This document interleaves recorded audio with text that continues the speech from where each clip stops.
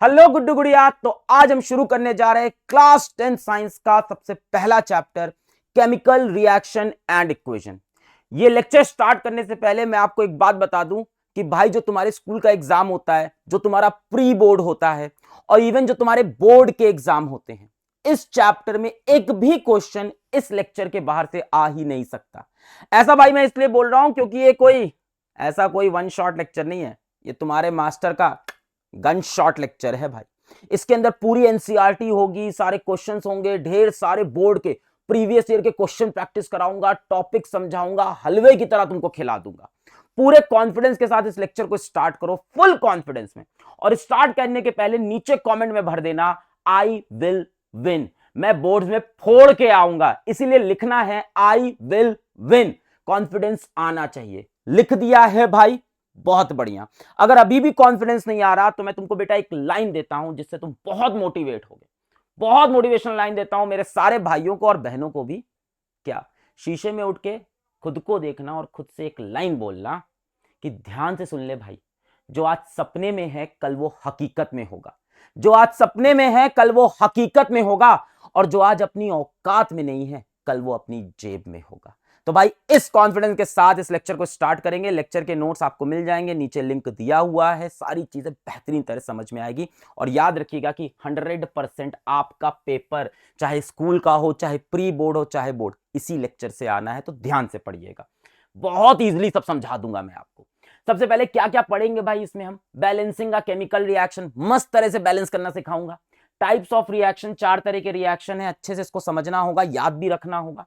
Heat in reaction, exothermic, endothermic, oxidation, reduction, इसके अंदर ये 2 टॉपिक भी, और फिजिकल एंड केमिकल चेंज। शुरू किया जाए भाई, रेडी है? कमेंट में लिख दिया आई विल विन। कॉन्फिडेंस होना चाहिए, आई विल विन। तुम्हारा भाई खड़ा है तुम्हारे साथ, टेंशन मत लो। स्टार्ट करते हैं भाई। सबसे पहली चीज कि एक केमिकल रिएक्शन क्या होता है। कुछ नहीं बेटा, ऐसा कोई भी प्रोसेस जिससे एक नया केमिकल बन जाए उसको बोलते हैं chemical reaction. A process in which new chemical या chemicals are formed is called chemical reaction. एक एग्जांपल देख लो, जैसे hydrogen gas react with oxygen gas to produce water under some condition. क्या हुआ कि हाइड्रोजन गैस रिएक्ट की oxygen gas के साथ और क्या बना दी? वाटर। इसी को क्या बोलते हैं? Chemical reaction. कि 2 केमिकल मिले और एक नया केमिकल बन गया, या 2 नए केमिकल बन गए, या 3 नए केमिकल बन गए, इसको बोलते हैं केमिकल रिएक्शन। यहां से सवाल नहीं आते। दूसरी चीज है केमिकल इक्वेशन क्या होती है। अब इसी रिएक्शन को जब आप सिंबल्स के फॉर्म में लिख दो, जैसे आपने देखा होगा हाइड्रोजन को H2 करके लिख देते हैं, ऑक्सीजन को O2 लिख देते हैं, वाटर को क्या लिखते हैं? H2O। तो जब इस सिंबल के फॉर्म में रिएक्शन को लिखते हैं तो उसको बोलते हैं chemical equation. Simple representation of a chemical reaction with symbols and formula. एक चीज और देखो, यहां आपको ब्रैकेट में दिख रहा होगा G, यहां भी G, यहां पे L। तो ऐसी चीजें लिखी होती है। इसका क्या मतलब है? जब ब्रैकेट में S लिखा है तो मतलब वो केमिकल सॉलिड है। ब्रैकेट में L लिखा है तो ये केमिकल वाटर क्या होता है? लिक्विड है। ब्रैकेट में G लिखा हो या ऐसे ऊपर की तरफ एरो बनी हो तो वो चीज गैस है, जैसे ऑक्सीजन गैस, हाइड्रोजन गैस। 2 और चीजें लिखता है। ब्रैकेट में लिख दिया AQ, इसका मतलब एक्वस, यानी पानी में सॉल्युबल है। वो जो केमिकल है अगर उसके बगल में AQ लिखा है, it is soluble in water. कई बार ब्रैकेट में ये लिख देता, ये ध्यान से देखना, नई चीज मिली, PPT, इसका मतलब प्रेसिपिटेट। या तो PPT लिखा होगा या ऐसे डाउनवर्ड एरो बना होगा। इसका मतलब ये जो केमिकल है, यहां मान लो अगर लिख दिया PPT या डाउनवर्ड एरो, मतलब ये इनसॉल्युबल इन वाटर है। प्रेसिपिटेट क्या? Insoluble in water. Aqueous soluble in water, precipitate या downward arrow insoluble in water. एक चीज और देख लो, रिएक्टेंट और प्रोडक्ट। तो लेफ्ट हैंड साइड पे जो चीजें होती हैं उन सबको बोलते हैं रिएक्टेंट्स। राइट हैंड साइड पे इक्वेशन के जो चीज होती है उन सबको बोलते हैं प्रोडक्ट्स। क्लियर? केमिकल इक्वेशन ऐसे सिंबल से दिखाते हैं, ये एक्वस, ये प्रेसिपिटेट, इनसॉल्युबल, इधर जो रिएक्टेंट, उधर जो प्रोडक्ट। क्लियर? इससे सवाल नहीं आते हैं। चल आगे बढ़ते हैं। अब मैं आपको बैलेंसिंग सिखाऊंगा, पर उसके पहले बहुत से बच्चों को कंफ्यूजन होती है। अगर मैं बोल दूं एल्युमिनियम क्लोराइड का फॉर्मूला लिखो, तो भाई वो वैलेंसी याद की थी, वो सिंबल्स याद किए थे, सब भूल गए। एक बार जल्दी से रिवाइज कर लेते हैं, ये टॉपिक आपका स्ट्रांग हो जाएगा, है ना। मान लो मैं तुमसे बोलूं कि लेड नाइट्रेट लिख के दिखाओ, तो याद नहीं आ रहा, जल्दी से रिवाइज करते हैं। Sodium Na+1, potassium K+1, silver Ag+1, copper Cu1, Cu+1, इन सब की वैलेंसी 1 है और प्लस है। अब 2 वाली देख लो, magnesium Mg2+, calcium Ca2+, zinc Zn2+, iron 2 यानी फेरस बोलते हैं इसको Fe2+, कॉपर 2 Cu2+, और क्या है lead 2 Pb2+, barium Ba2+, aluminium और फेरिक यानी आयरन की तीसरी वैलेंसी, ये किसमें Al3+, एल्यूमिनियम और फेरिक, आयरन की दो वैलेंसी दिख रही हैं, एक कौन सी दिख रही है फेरस +2, एक दिख रही फेरिक +3। इतने ही याद करने हैं, जल्दी जल्दी, काफी तो आपको याद भी होंगे। पॉज करके एक बार इसको याद कर लो, कमेंट में लिख दो याद कर लिया, आसान हो जाएगा चैप्टर। नहीं भी याद करोगे तो हो जाएगा, कर लो यार, कर ले भाई, तुझको तेरी क्रश की कसम देता हूं मैं, कर ले कर ले, मेरे को भी दे रहा है, मेरे को याद है, तू कर ले भाई। अच्छा कुछ ये भी याद करने हैं, नेगेटिव वाले एनायन, इसमें एक ये याद रखना, chloride Cl-1, bromide Br-1, oxide O2-, और याद कर लो nitrate NO3 1-, hydroxide OH1-, carbonate CO3 2-, sulphate SO4 2-। इतना याद कर लो पॉज करके, कसम है भाई तुमको उनकी। हाँ भाई देख, कसम दे दिया भैया ने, हाँ भाई अब कसम निभानी पड़ेगी, मास्टर ने कसम दे दी। चल सोडियम क्लोराइड सबसे पहले देखते हैं, तो सोडियम के लिए क्या लिखेंगे Na और +1, क्लोराइड के लिए क्या लिखेंगे Cl-1। जब ऊपर बराबर बराबर हो, देखो एक प्लस लिखा है मतलब 1, एक माइनस लिखा है तो उसका मतलब 1, बराबर बराबर हो तो काट देना और सीधा लिख देना क्या NaCl। जब भी ऊपर बराबर बराबर हो, 1 1 लिखा हो, 2 2 लिखा हो, 3 3 लिखा हो, काट देना। एल्यूमिनियम क्लोराइड Al की जरा देखो क्या है, 3+ है क्या, हाँ, और क्लोराइड Cl की क्या है -1। अब एक काम करो, बराबर नहीं है तो क्रॉस मल्टीप्लाई, ये चीज यहां आ जाएगी, ये चीज यहां, और प्लस माइनस को छोड़ दे तो क्या बन गया, Al के नीचे आ गया 1, लिखने की जरूरत नहीं 1, Cl के नीचे आ गया 3, AlCl3। 1 क्या लिखेगा भाई, 1 मतलब एक ही तो है, तो Al के नीचे 1, Cl के नीचे 3। फेरस सल्फेट, फेरस Fe क्या 2+ है, फेरस आयरन 2, ये Fe2+, सल्फेट देखो SO4 2-, बराबर बराबर है तो कट्टम कुट्टा खेल दे भाई, FeSO4। लेड नाइट्रेट, तो लेड देखो Pb2+ है, लेड ध्यान से देखो Pb2+, नाइट्रेट NO3 1-। अब भाई देख बराबर नहीं है, क्रॉस मल्टीप्लाई करेंगे तो Pb के नीचे क्या आएगा 1 आएगा, और NO3 पूरे के नीचे क्या आ गया 2, ये NO3 पूरा, इसके बाद क्या आ गया 2, ये इधर गया ये इधर, Pb1 NO3 पूरे के साथ क्या आ गया 2, लेड नाइट्रेट। तो इस तरह से प्रैक्टिस कर लेना। एक कमेंट करके बताना फेरिक ऑक्साइड, फेरिक ऑक्साइड का फॉर्मूला कमेंट करके बताना क्या है, सब लोग कमेंट करेंगे भाई तभी समझ में आएगा। हाँ अब हम पढ़ेंगे बैलेंसिंग का केमिकल इक्वेशन। जितनी तुम्हें दिक्कत होती थी ना बैलेंसिंग की, आज सब खत्म होने जा रही है। पहली बात यह है कि बैलेंसिंग है क्या, क्या number of atoms of each element in a chemical equation should be same on LHS and RHS, यानी हर एलिमेंट के जितने एटम हैं वो LHS RHS पे बराबर हो। इधर कितने A हैं 2, उधर कितने A है 1, इधर कितने B हैं 2, उधर कितने B हैं 1।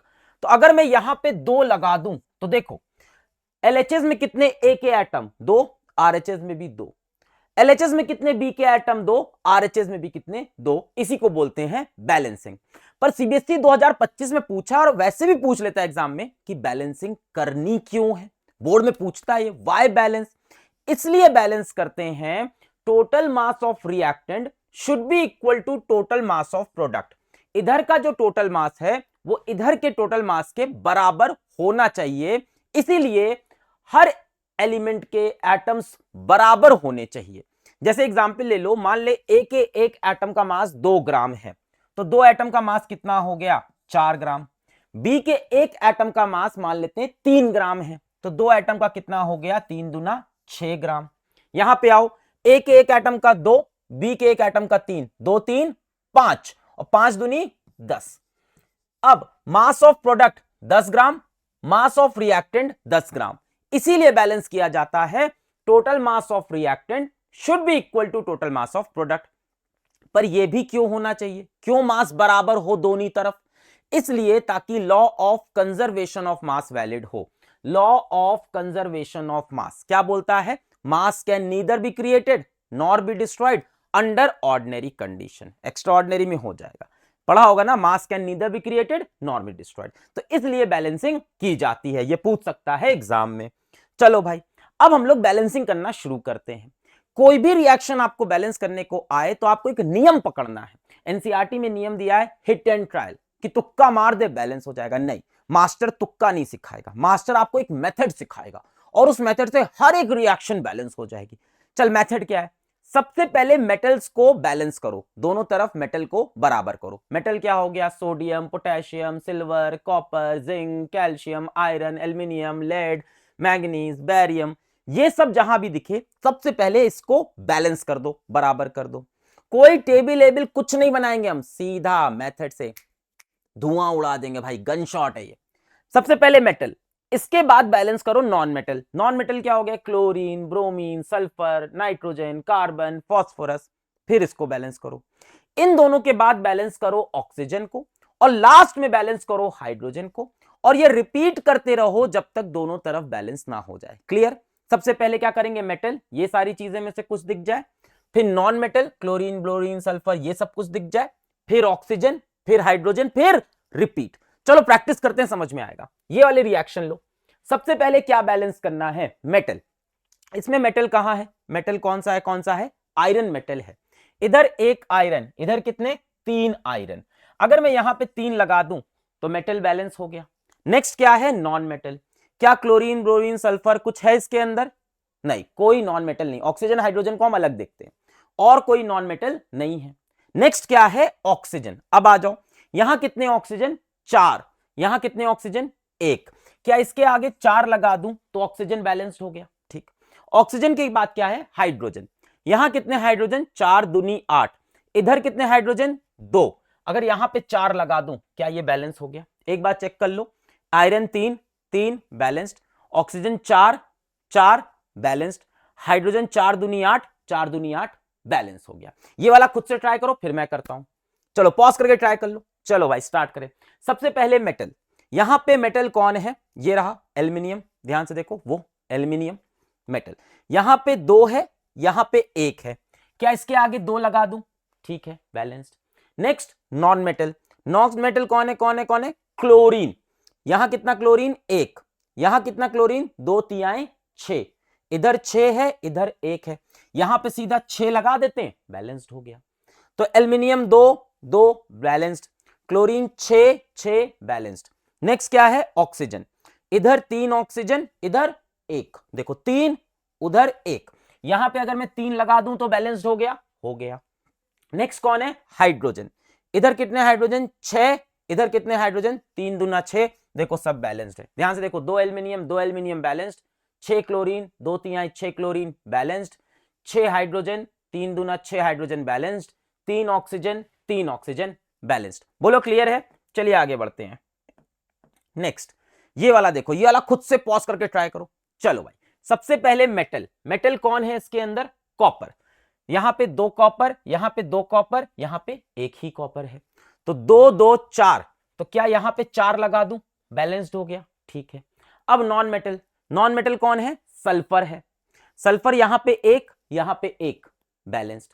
अब तीसरे नंबर पे ऑक्सीजन, यहां पे कितना ऑक्सीजन, 1, यहां पे कितना ऑक्सीजन, 2, इधर ज्यादा हो गया, इधर कम है, यानी इसके आगे मुझे 2 लगाना पड़ेगा।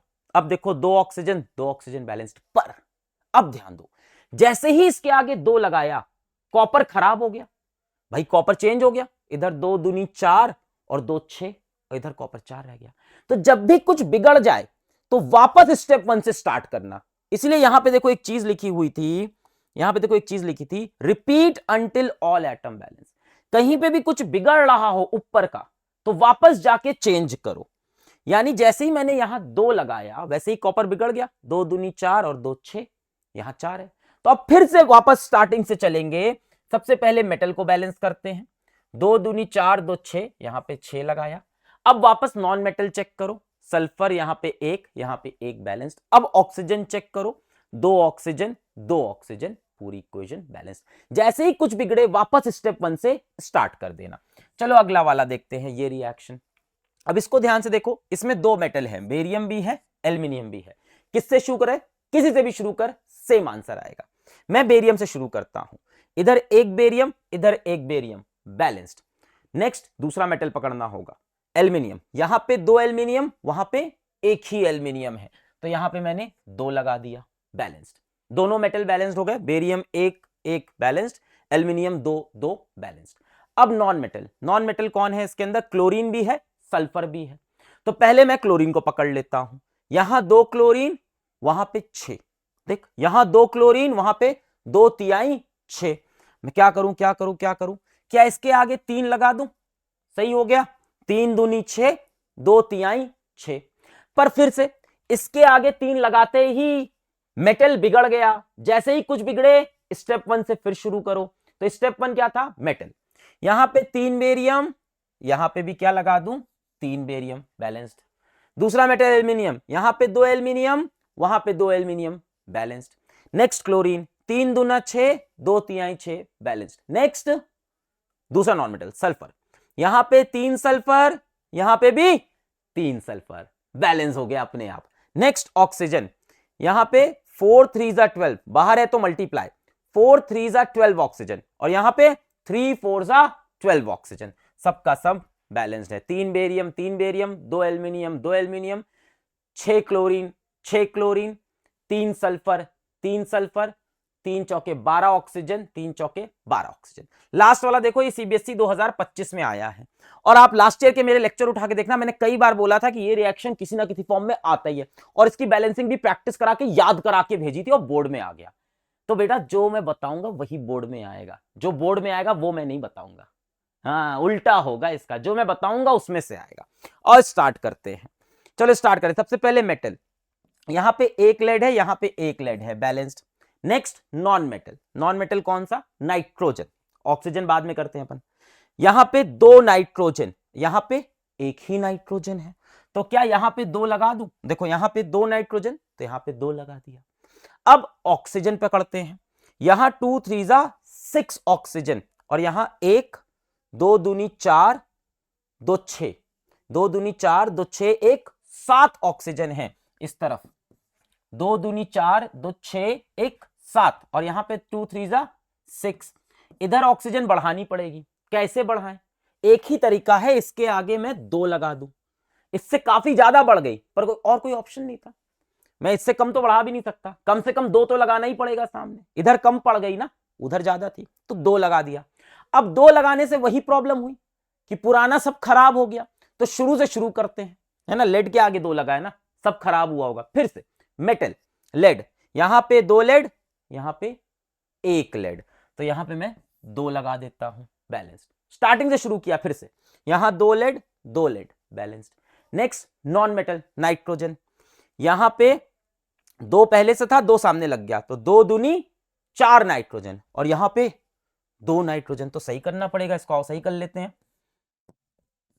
यहां पे मैं इसको 4 लिख लूं, बोलो सही है, 2 2 जा 4 नाइट्रोजन 4। लास्ट ऑक्सीजन, 2 3 2 जा 6 6 2 जा 12, 12 ऑक्सीजन है इधर। इधर देखो 2 ऑक्सीजन, 4 2 जा 8 और 2 10, 4 2 जा 8 2 10 और 2 कितने हो गए, 12 ऑक्सीजन, बैलेंस्ड हो गया। अब एक बात सुनो, ये रिएक्शन आपके एग्जाम के लिए बहुत इंपॉर्टेंट है, सिर्फ बैलेंसिंग के लिए नहीं, हमें ये रिएक्शन डिटेल में भी पढ़नी है, डीकंपोजिशन के अंदर पढ़ते हैं हर बार, इसीलिए इस रिएक्शन में कोई एक कोफिशिएंट याद कर लो, कोई एक चीज याद कर लो, NO2 याद रख लो 4 होगा, रट लो NO2 कितना होगा 4। NO2 जैसे ही आपने 4 याद कर लिया, पूरी रिएक्शन खुद से बैलेंस हो जाएगी अपने आप। तो ऐसा हम करते हैं बैलेंसिंग में, जो इस तरह की रिएक्शन होती है कुछ कुछ याद भी कर लेते हैं यार, काम आती है, यही तो गनशॉट का फायदा है कि NO2 पे 4 होता है, जब भी वाली रिएक्शन दिखे, lead nitrate cell PbO NO2, तो NO2 पे 4 लगा देंगे, जैसे ही NO2 पे 4 लगाएंगे बाकी सब खुद बैलेंस हो जाएगा, एक फिक्स कर दिया सब बैलेंस। ठीक है, सिखाऊंगा मैं ये सब भी आपको। चलो और कुछ क्वेश्चन प्रैक्टिस करते हैं। सीबीएसई 2025 का सवाल देखो क्या पूछ रहा है, अभी लास्ट ईयर ही आया है, कह रहा है कि इस रिएक्शन में आप वैल्यू निकालो PQRS की, AL के आगे P है, इसके आगे Q, इसके आगे R, इसके आगे S, इसकी वैल्यू बताओ। तो पॉज करके इसको सॉल्व करके कमेंट कर दो यार, हलवा है। स्टार्ट करते हैं मेटल, यहां पे कितना मेटल, 1, यहां पे 2, तो यहां पे 2 लगा दिया। नॉन मेटल कोई है नहीं। नेक्स्ट ऑक्सीजन, यहां पे 1 ऑक्सीजन, यहां पे 3 ऑक्सीजन, यहां पे 3 लगा दिया, बैलेंस। नेक्स्ट हाइड्रोजन, 3 2 जा 6, यहां पे 2 लिखा है, 3 लगा दें, 3 2 जा 6, बैलेंस हो गया। वैल्यू बताओ, P ये है मेरे ख्याल से, Q ये है, R ये है, S ये है। तो P की वैल्यू 2, Q की वैल्यू 3, R के नीचे कुछ नहीं लिखा है, कुछ नहीं का मतलब 1 हो गया, और S की वैल्यू हो गई 3। बोलो सॉल्व हो गया। नेक्स्ट देखो सीबीएसई 2023 का सवाल, हलवा एकदम वही है। इसमें भी क्या, इस रिएक्शन में एक्स वाई जेड निकालना है। ये रिएक्शन भी किसी ना किसी फॉर्म में आपके बोर्ड में आएगी ही आएगी, प्री बोर्ड में, बोर्ड में आती आती है। बहुत सारे सेट बनते हैं पेपर के, किसी ना किसी में डेफिनेटली होती है। आओ इसको भी बैलेंसिंग समझ लें। इसमें अगर याद करना है तो याद रखो HCl 4 पे बैलेंस होता है। कुछ 2 ही 3 ज्यादा रिएक्शन नहीं बताऊंगा, कुछ MnO2 वाले में HCl 4 पे बैलेंस होता है। छोड़, सॉल्व करते हैं ना, क्या टेंशन है, चल सॉल्व करते हैं, स्टार्ट करते हैं। Mn एक एक बैलेंस्ड। नेक्स्ट नॉन, भाई सबसे पहले मेटल, मेटल Mn है, एक एक balance. Next non metal, non metal कौन, क्लोरीन, यहां पे 1, यहां पे 2 और 2, कितना हो गया 4, तो यहां पे लगा दिया 4। नेक्स्ट ऑक्सीजन, यहां पे 2, वहां पे 1, यहां पे 2 दिख रहा है, वहां पे 1, तो यहां पे 2 लिख दिया। नेक्स्ट हाइड्रोजन, यहां पे 4, यहां भी 2 दूनी 4, सब बैलेंस हो गया। चेक कर लो, 1 Mn 1 Mn, 4 chlorine 4 chlorine, 2 oxygen 2 oxygen, 4 hydrogen 4 hydrogen, balanced. Value किसकी पूछी है, x, क्या x यही होगा HCl के सामने जो है, y जो H2O के सामने है, z जो Cl2 के सामने, Cl2 के सामने कुछ नहीं है तो क्या लिख दे 1। ये हो गई XYZ की value, 4 2 1। Clear.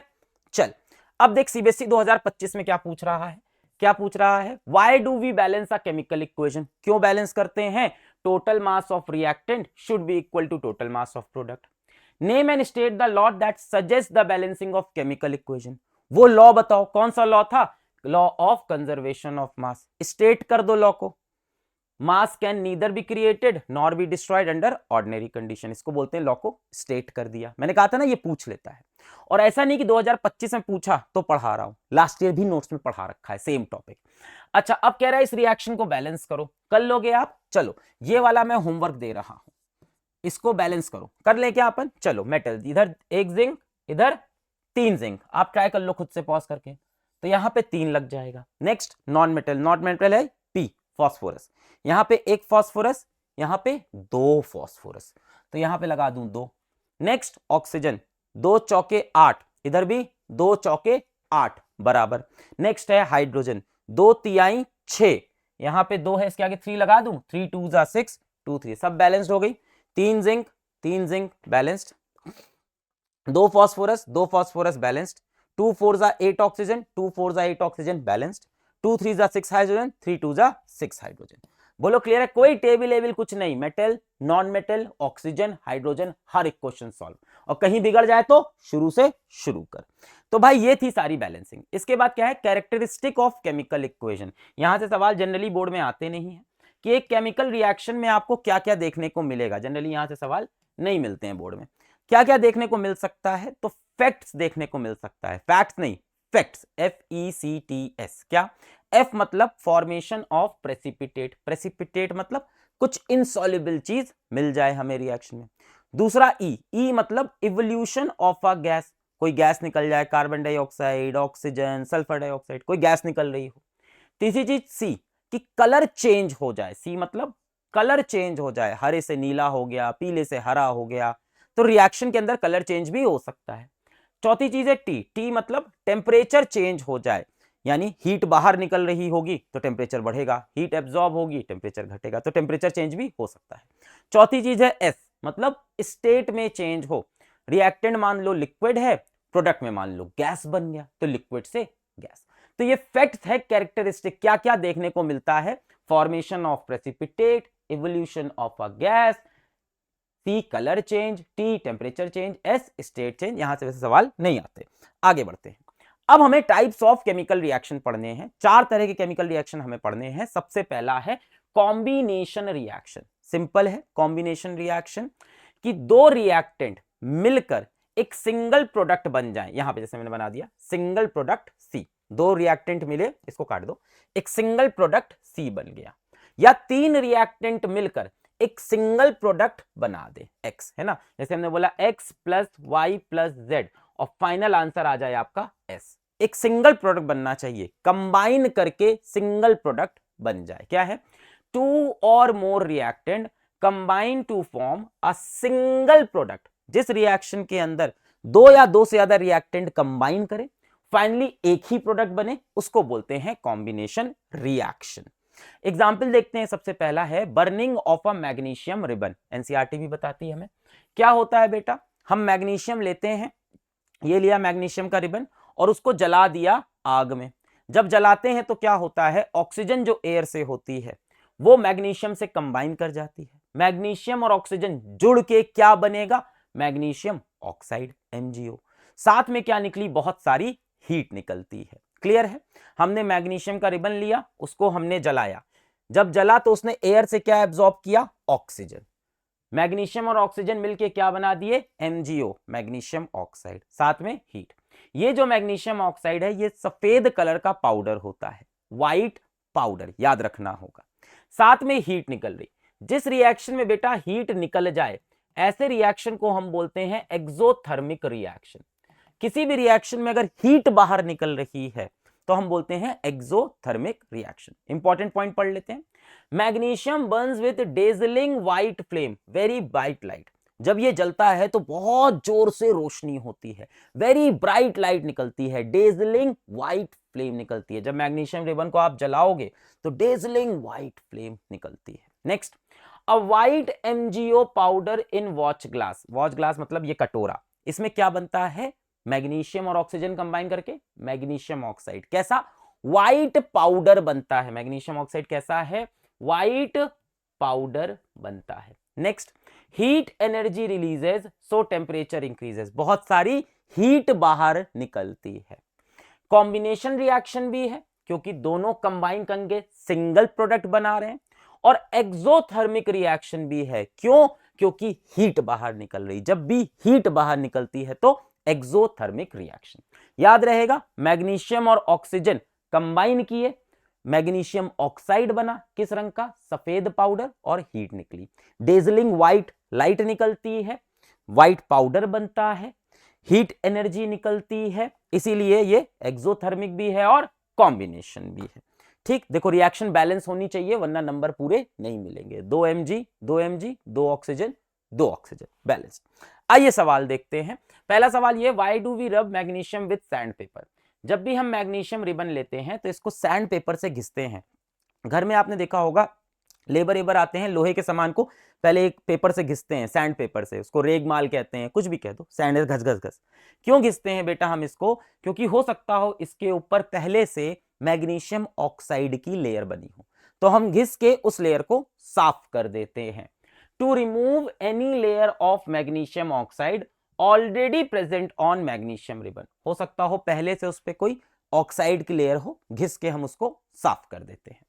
Why to keep magnesium ribbon away from your eye? जब उसको जला रहे हैं अपनी आंखों से दूर। क्यों? क्योंकि dazzling white light, very bright light निकल रही है, और वो वेरी ब्राइट लाइट क्या कर सकती है, अगर बहुत देर आप उसको देख लिए और फिर थोड़ी देर आपको कुछ दिखाई नहीं पड़ेगा। होता है कि बहुत रोशनी में चले जाओ, थोड़ी देर बाद थोड़े से अंधेरे में जाओ, कुछ दिखाई नहीं, इसीलिए इसको डायरेक्टली देखना नहीं चाहिए। Because the reaction is exothermic, एक तो हीट निकल रही है, and it emits dazzling white light so bright that you cannot see for a short time after looking at it। इस पे देखने के बाद थोड़ी देर तक हमें कुछ दिखाई नहीं पड़ेगा, इसलिए इसको डायरेक्टली देखना नहीं चाहिए। सवाल सीबीएसई 2025 क्या है, विच, देखो अभी आया है, select from the following statement which is not true about burning of magnesium. क्या सच नहीं है, it burns with a dazzling white flame, सच है। A white powder is formed on burning magnesium oxide, सच है। इट इज एंडोथर्मिक रिएक्शन, झूठ है। कैसा है, एक्सोथर्मिक, हीट निकलती है। एंडो क्या होता है, आगे पढ़ेंगे, एक्सो तो नहीं है, एंडो में हीट एब्जॉर्ब होती है, कोई नहीं। चौथा पढ़ लो, it is an example of combination reaction. ये भी सच है, ये भी सच है, ये भी सच है, एक तो झूठ होगा, नॉट ट्रू, तो यही होगा, ऐसे भी समझ सकते हो। वैसे भी ये क्या है, एक्सोथर्मिक है। चलो आगे, नेक्स्ट हम पढ़ेंगे क्विक लाइम का रिएक्शन पानी में। क्विक लाइम क्या होता है, कैल्शियम ऑक्साइड, ये याद रहना होगा आपको। क्विक लाइम कैल्शियम ऑक्साइड, दो चीज याद कर लो, एक है क्विक लाइम, लाइम आए तो कैल्शियम पकड़ लेना, quick lime calcium oxide.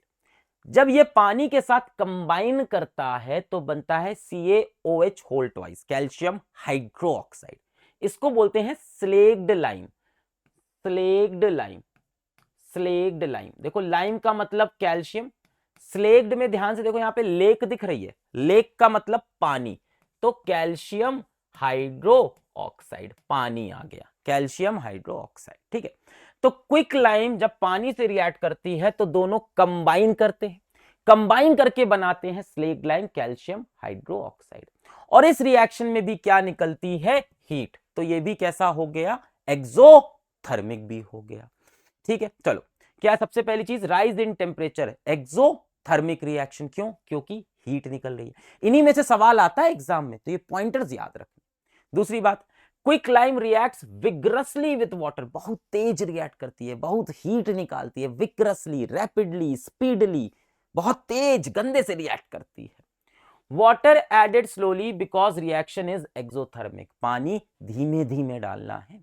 Quick lime calcium oxide में पानी धीमे धीमे धीमे डालना है, क्यों, क्योंकि ढेर सारा पानी डाला और बहुत सारी हीट निकली तो भाई जिस बीकर में कर रहे हैं हम ये रिएक्शन वो फट जाएगा, इसीलिए वाटर एडेड स्लोली। एग्जाम में पूछ लिया क्यों पानी धीमे धीमे, because it is highly exothermic. अगर एक साथ वाटर ऐड कर देंगे तो बहुत हीट निकलेगी और बीकर बस्ट कर जाएगा। कॉम्बिनेशन रिएक्शन है, CaO प्लस H2O कंबाइन किया, CaOH होल ट्वाइस, तो कॉम्बिनेशन तो है, दो चीज मिलकर एक बनी, साथ में ये एक्सोथर्मिक भी है, क्यों, क्योंकि हीट बाहर निकल रही। अच्छा, ये क्विक लाइम कहां इस्तेमाल होता है, याद रखना, सीमेंट बनाने में इस्तेमाल होता है, और स्लेग लाइम इस्तेमाल होता है घर में व्हाइट वॉश करने में, आगे ये भी पढ़ाएंगे। तो ये सारे पॉइंट्स आपको याद रहने चाहिए। क्विक लाइम कहां इस्तेमाल होता है, सीमेंट बनाने में, स्लेग लाइम आगे सिखाऊंगा कहां पे, व्हाइट वॉश में। रिएक्शन याद होनी चाहिए, CaO प्लस H2O कंबाइन किया, CaOH whole twice plus heat, balanced है, एक कैल्शियम, दो ऑक्सीजन, दो हाइड्रोजन, बैलेंस्ड। क्लियर है, quick lime CaO, slaked lime, slaked में लेक दिख रहा, लाइम का मतलब कैल्शियम, कैल्शियम हाइड्रो ऑक्साइड। ठीक है, चलो भाई आगे बढ़ते हैं। चलो नेक्स्ट है बेटा व्हाइट वॉश वॉल। अब क्या होता है, जो स्लेग्ड लाइम बना था उसको हम क्या करते हैं, दीवार के ऊपर पोत देते हैं, है ना, स्लेग्ड लाइम को हम दीवार के ऊपर पोत देते हैं और पोतने के बाद 2-3 दिन छोड़ देते हैं। जब उसको 2-3 दिन हम छोड़ देते हैं तो वो स्लेग्ड लाइम क्या करता है, अगल बगल से कार्बन डाइऑक्साइड एब्जॉर्ब कर लेता है। तो क्या होता है, calcium hydroxide slaked lime solution is used for white washing wall, it react slowly with carbon dioxide from air. हमने ऐसे पोत के छोड़ दिया, धीमे धीमे क्या करता है, ये कार्बन डाइऑक्साइड एयर से एब्जॉर्ब करता जाता है।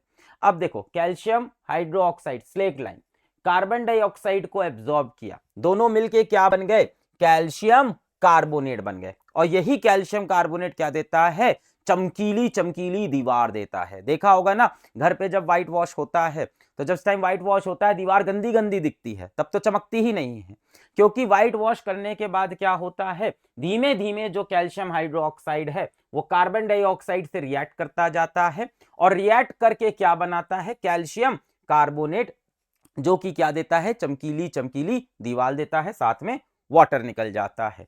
CaCO3 is formed in 2-3 days on wall. This layer of CaCO3 calcium carbonate gives shiny wall. तो इस तरह से शाइनी वॉल मिल जाती है। स्लेग्ड लाइम का इस्तेमाल किसमें होता है, व्हाइट वॉश वॉल में होता है। क्लियर, चलिए आगे बढ़ते हैं। और क्या एग्जाम्पल्स हैं कॉम्बिनेशन रिएक्शन के, एक है बर्निंग ऑफ कोल, कोल मतलब कार्बन, तो कार्बन ऑक्सीजन से कंबाइन किया, क्या बना दिया, carbon dioxide, combination reaction. Formation of water from hydrogen and oxygen, hydrogen और ऑक्सीजन आपस में कंबाइन किए, क्या बन गया, वाटर, कैसा रिएक्शन, कॉम्बिनेशन रिएक्शन। CBSE 2023 सवाल क्या है, select from the following a process in which a combination reaction is involve, बताइए। ब्लैक एंड व्हाइट फोटोग्राफी, ये तो नहीं पढ़ाया कॉम्बिनेशन में। बर्निंग ऑफ कोल, हाँ इसमें क्या होता है, combination reaction. Burning of methane, नहीं बेटा। डाइजेशन ऑफ फूड, नहीं, क्या पढ़ाया इसके अंदर, सिर्फ बर्निंग ऑफ कोल, इसके बाहर से सवाल नहीं आएगा, टेंशन ना ले। नेक्स्ट जो तरीका है रिएक्शन होने का वो है डीकंपोजिशन रिएक्शन। कॉम्बिनेशन में आपने देखा कि दो केमिकल मिलकर एक प्रोडक्ट दे रहे थे। डीकंपोजिशन में इसका उल्टा हो जाता है कि एक चीज टूटकर दो बन जाती है।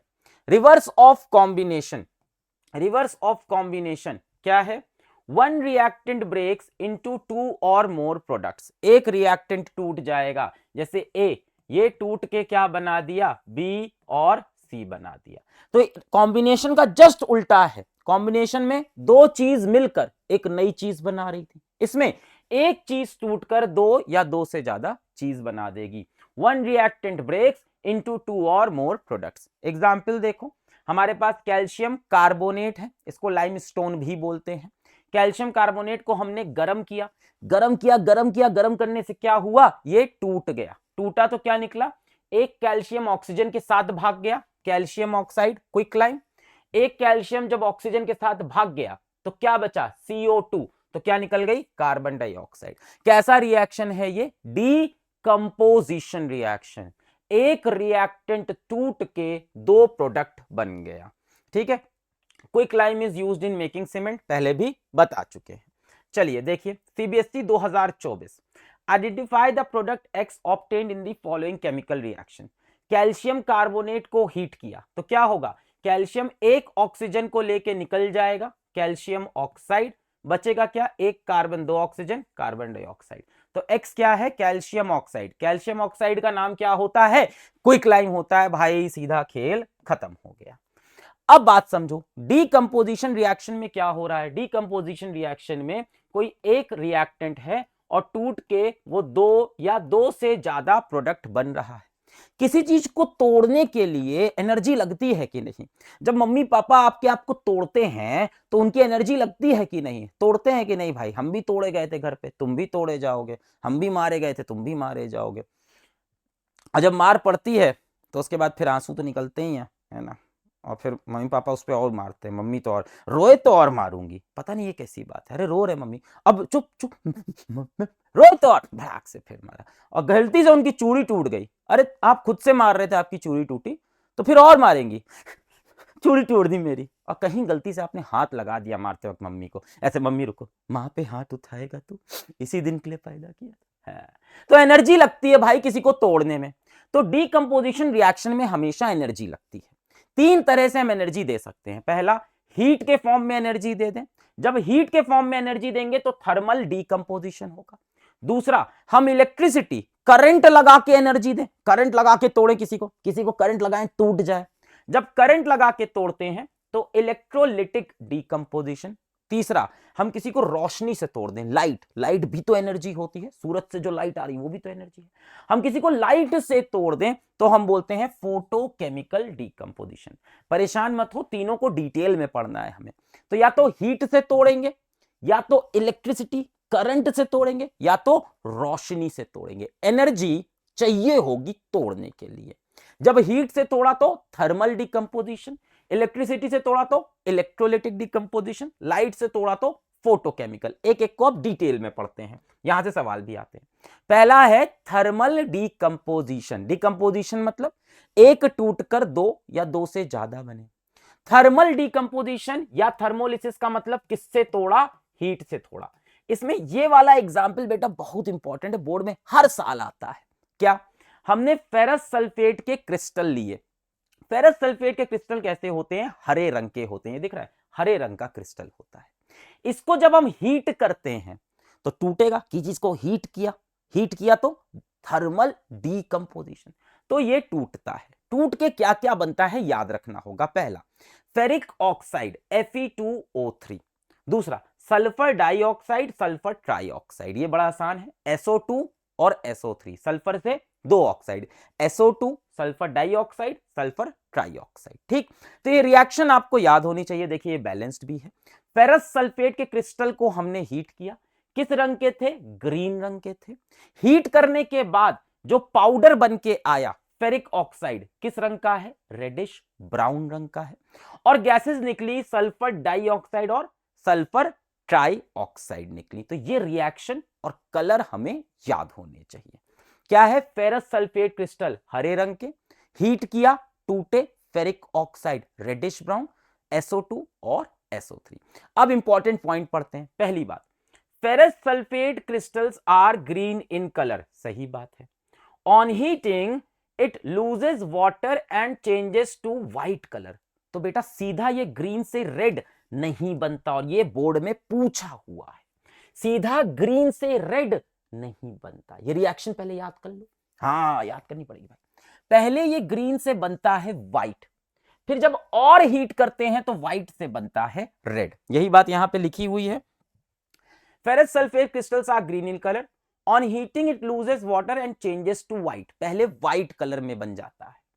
On further heating ferric oxide is formed which is reddish brown in colour, बाद में कैसा हो जाता है, रेडिश ब्राउन, साथ में SO2 और SO3। अब सुनो, smell of burning sulphur, match stick, माचिस जब जलाते हो एक महक नहीं आती है, माचिस जला के बड़ी खूबसूरत महक है सर, नशा वशा तो नहीं करते हो माचिस जला के, माचिस जला के मजा आ रहा है। हाँ, तो जो मैच स्टिक की, जो बर्निंग मैच स्टिक की जो महक होती है, माचिस, जली हुई माचिस की महक, वो महक आती है इस रिएक्शन से। वो किसकी महक है, जले हुए सल्फर की, smell of burning sulphur. Smell of SO2 suffocating odour या पंजेंट स्मेल, ये स्मेल कैसी होती है, सफोकेटिंग। अगर माचिस जला के थोड़ी देर नाक के पास बुझा के, जैसे जलाया बुझा के जो धुआं आता है वो नाक में थोड़ी देर, नाक के पूरे बाल ऐसे एकदम जलने लगते हैं ना, हाँ, सर कैसी गंदी बातें कर रहे हो, गंदी क्या, बायोलॉजी है, नाक में बाल होते हैं, उसका भी अपना काम होता है, तो वो जलने लगते हैं। तो कैसी है, सफोकेटिंग पंजेंट अडर आती है इस रिएक्शन में। पूछ सकता है बोर्ड में, कैसी स्मेल है, सफोकेटिंग, मैच स्टिक जैसी।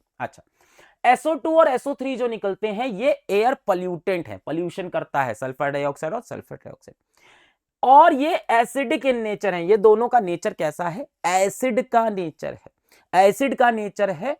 तो अगर इनका मॉइस्ट सॉल्यूशन ले तो ये ब्लू लिटमस को रेड कर देंगे। ये सब अगले चैप्टर में पढ़ेंगे हम लोग, एसिड बेसिस सॉल्ट, परेशान ना हो। पर अगर इसको मॉइस्ट सॉल्यूशन में ले, पानी में ले ले, तो ब्लू लिटमस को रेड, इसीलिए एसिडिक इन नेचर। अच्छा, ये रिएक्शन कैसा है, thermal decomposition and endothermic reaction. अब देखो, किसी रिएक्शन में हीट बाहर निकली तो एक्सोथर्मिक, और हीट एब्जॉर्ब हो गई तो एंडोथर्मिक। यहां पे हीट एब्जॉर्ब हो रही है, हीट ले रहा है। तो जब भी कोई रिएक्शन हीट को एब्जॉर्ब करता है तो बन जाता है एंडोथर्मिक, और हीट को रिलीज करता है तो एक्सोथर्मिक। बेटा जितने भी डीकंपोजिशन रिएक्शन, जितने भी, सब में तोड़ना होता है। डीकंपोजिशन मतलब एक चीज टूट के 2 या 3 चीज बनेगी, यहां 3 बना। कि चीज को जब तोड़ोगे तो हीट लगेगी, एनर्जी लगेगी। जितने भी आपको डीकंपोजिशन रिएक्शन दिखेंगे सब एंडोथर्मिक होंगे, सब में एनर्जी लगती है। तो इसीलिए थर्मल डीकंपोजिशन भी है और एंडोथर्मिक भी है, क्योंकि हीट क्या हो रही है इस रिएक्शन में, एब्जॉर्ब हो रही है। हीट अगर रिलीज होती तो एक्सोथर्मिक बनता। ये देख लीजिए कैसे करना है। ये बबीता जी हैं, रिएक्शन कर रही हैं, आपकी भी होंगी बबीता। तो ये कैसे रिएक्शन कर रही हैं, इसमें कुछ कुछ चीजों का ध्यान देना है कि आपने क्या लिया, यहां पे फेरस सल्फेट के क्रिस्टल लिए, फेरस सल्फेट क्रिस्टल को हीट कर रही हैं। Do not point the mouth of boiling tube at your neighbour और योर सेल्फ। ये जो ट्यूब है इसका जो माउथ है वो अपनी नाक की तरफ और पड़ोसी की नाक की तरफ ना करें, सिवाय अगर पड़ोसी से थोड़ी दुश्मनी हो तो थोड़ा सुंघा देंगे, ऐसे करके ले सुंघ ले। हाँ, तो भाई क्यों ना करें, क्योंकि ये एयर पॉल्यूटेंट गैस है, पंजेंट स्मेल है, परेशान करेगी, तो इसीलिए इसको थोड़ा दूर रखें। पर अगर स्मेल करनी भी हो गैस, क्यों करेंगे, टेस्ट भी तो करना है कौन सी गैस निकली, तो थोड़ा सा ऐसे वेव कर ले, ऐसे, हाँ माचिस के जलने की महक, ऐसा नहीं करना है, ठीक है। वेफिंग गैस जेंटली टुवर्ड्स नोज, इसको थोड़ा थोड़ा वेव करना है, अपनी नाक और पड़ोसी की नाक की तरफ नहीं करना है। बोर्ड में पूछे क्यों नहीं करना है, क्योंकि SO2 और SO3 क्या है, पॉल्यूटेंट है, सफोकेटिंग स्मेल है, इसलिए नहीं करना। क्लियर है ये रिएक्शन, किसका एग्जाम्पल, थर्मल डीकंपोजिशन और एंडोथर्मिक हीट लग रही है। हरे रंग से क्या हुआ, पहले सफेद बना, फिर और हीट करने पे क्या हुआ, रेडिश ब्राउन बन गया, फेरिक ऑक्साइड। अच्छा ठीक है, आगे देखो यार। अब ये जो रिएक्शन है ये 2 स्टेप में होता है। अगर आप ध्यान से देखो तो कलर 2 बार चेंज हुआ, पहले नीले रंग से क्या बना, सफेद रंग, फिर सफेद से क्या बना, काला रंग बना। तो ये रिएक्शन 2 स्टेप में होता है और ये बोर्ड में पूछता है और मैं हर साल पढ़ाता हूं, टेंशन मत लो। पहली चीज क्या है, हमारे पास होता है hydrated ferrous sulphate crystal. Ferrous sulphate क्या था? FeSO4। हाइड्रेटेड मतलब उसमें पानी भी होता है। तो FeSO4.7H2O किस रंग का है? ग्रीन कलर का। हाइड्रेटेड, हाइड्रेटेड मतलब इसमें पानी भी है। जब इस हरे रंग को हम हीट करते हैं फेरस सल्फेट के पानी वाले क्रिस्टल को, FeSO4.7H2O, इसको हीट करते हैं तो पहले इसमें से पानी बाहर निकल गया, 7H2O बाहर, क्या बचा? FeSO4। ये कैसा हो गया? एनहाइड्रस। एनहाइड्रस भाई, हाइड्रस का मतलब होता है पानी, एनहाइड्रस बिना पानी का। ये किस रंग का है? सफेद रंग का है। अब एनहाइड्रस फेरस सल्फेट को जब हम हीट करेंगे तो ये सफेद रंग का था और ये सफेद से किस कलर का हो जाएगा? Reddish brown. और ये वाली रिएक्शन, तो ये 2 स्टेप की रिएक्शन है, स्टेप नंबर 1, स्टेप नंबर 2। तो एग्जाम में कभी कह दे कि दोनों स्टेप बताओ, तो भाई दोनों याद होनी चाहिए। FeSO4.7H2O क्या है? हाइड्रेटेड फेरस सल्फेट के क्रिस्टल, हीट किया, पानी बाहर, FeSO4। कौन सा कलर चेंज हुआ? हरे से सफेद, ग्रीन से व्हाइट हुआ पहले स्टेप। फिर ये FeSO4 क्या है? एनहाइड्रस, पानी खत्म हो गया। ये कैसा? व्हाइट। इसको और हीट करेंगे, फेरिक ऑक्साइड, कैसी? Reddish brown. और क्या? SO2 और SO3। देखो 2025 में सवाल भी आया है, क्या है? What is observed when hydrated ferrous sulphate crystals are heated in a dry boiling tube? क्या बोला है? कौन से? हाइड्रेटेड फेरस सल्फेट क्रिस्टल, मतलब यहां से शुरू हुआ हाइड्रेटेड फेरस सल्फेट क्रिस्टल। तो क्या ऑब्जर्व होगा कि पहले जो कलर है वो ग्रीन से व्हाइट होगा, फिर और हीट करने पे व्हाइट से रेड होगा। तो ऑब्जर्वेशन क्या होगी? On heating hydrated ferrous sulphate crystal, colour changes to white. On further heating the colour changes to red. ये भी बता सकते हो कि कुछ गैसेस निकलेंगी which are pungent in smell, suffocating in smell, जिसकी स्मेल मैचस्टिक से जैसी स्मेल होगी, बर्निंग सल्फर की स्मेल। ऑब्जर्वेशन, क्या क्या ऑब्जर्व कर पाओगे? यही तो ऑब्जर्व कर पाओगे। एक तो कलर देख पाओगे, कलर क्या हुआ? हरे से सफेद से लाल। दूसरा आपको स्मेल आएगी, pungent smell. Give balanced chemical equation, और देख यहां पे एस लिखा है बोर्ड ने, उसको भी पता है 2 इक्वेशंस हैं ऑफ द रिएक्शन, यहां पे एस लिख दिया, रिएक्शंस दैट अकर, और यहां पे एस अकर्स, उनको पता है 2। तो यहां पे दोनों रिएक्शन लिखनी पड़ेगी कि पहले हाइड्रेटेड फेरस सल्फेट क्रिस्टल को हीट किया, बहुत आसान है, FeSO4.7H2O, H2O बाहर कर दिया, FeSO4। फिर FeSO4 को जब हीट करेंगे तो Fe2O3, SO2 और SO3 निकल जाएगा। क्लियर है? चलिए आगे बढ़ते हैं। नेक्स्ट, CBSE 2025 में एक और सवाल, list the possible sources of energy required in decomposition reaction. Possible कौन कौन सी एनर्जी है जिससे डीकंपोजिशन रिएक्शन होगा?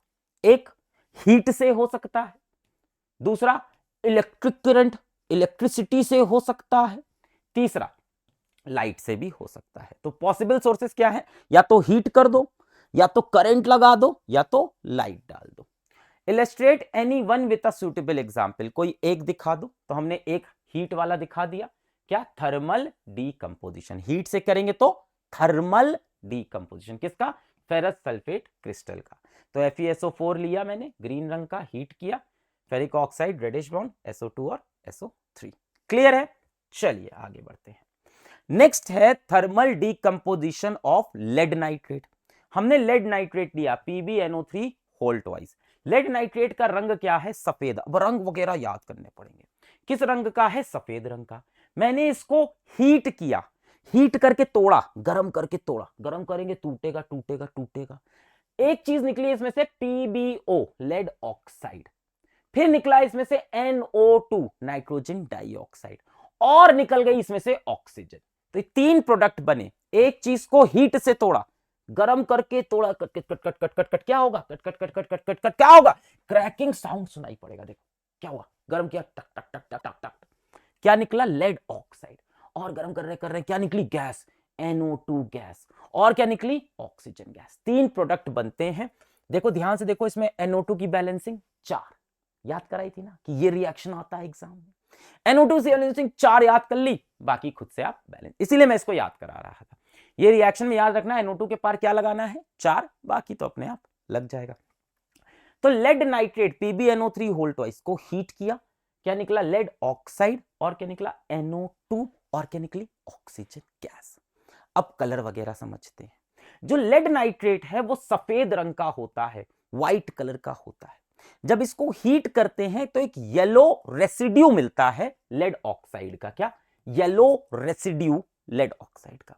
एक गैस निकलती है जो ब्राउन कलर के फ्यूम्स देती है। ब्राउन फ्यूम्स क्या? Nitrogen dioxide. और क्या बनता है? ऑक्सीजन गैस बनती है। इंपॉर्टेंट पॉइंट्स, क्रैकिंग साउंड कड़कड़ कड़कड़ कड़ सुनाई पड़ता है। ब्राउन फ्यूम्स मिलते हैं नाइट्रोजन डाइऑक्साइड गैस के। कैसी स्मेल है? इरिटेटिंग स्मेल है इसकी भी। येलो सॉलिड रेसिड्यू मिलता है, ये येलो सॉलिड रेसिड्यू किसका? लेड ऑक्साइड का।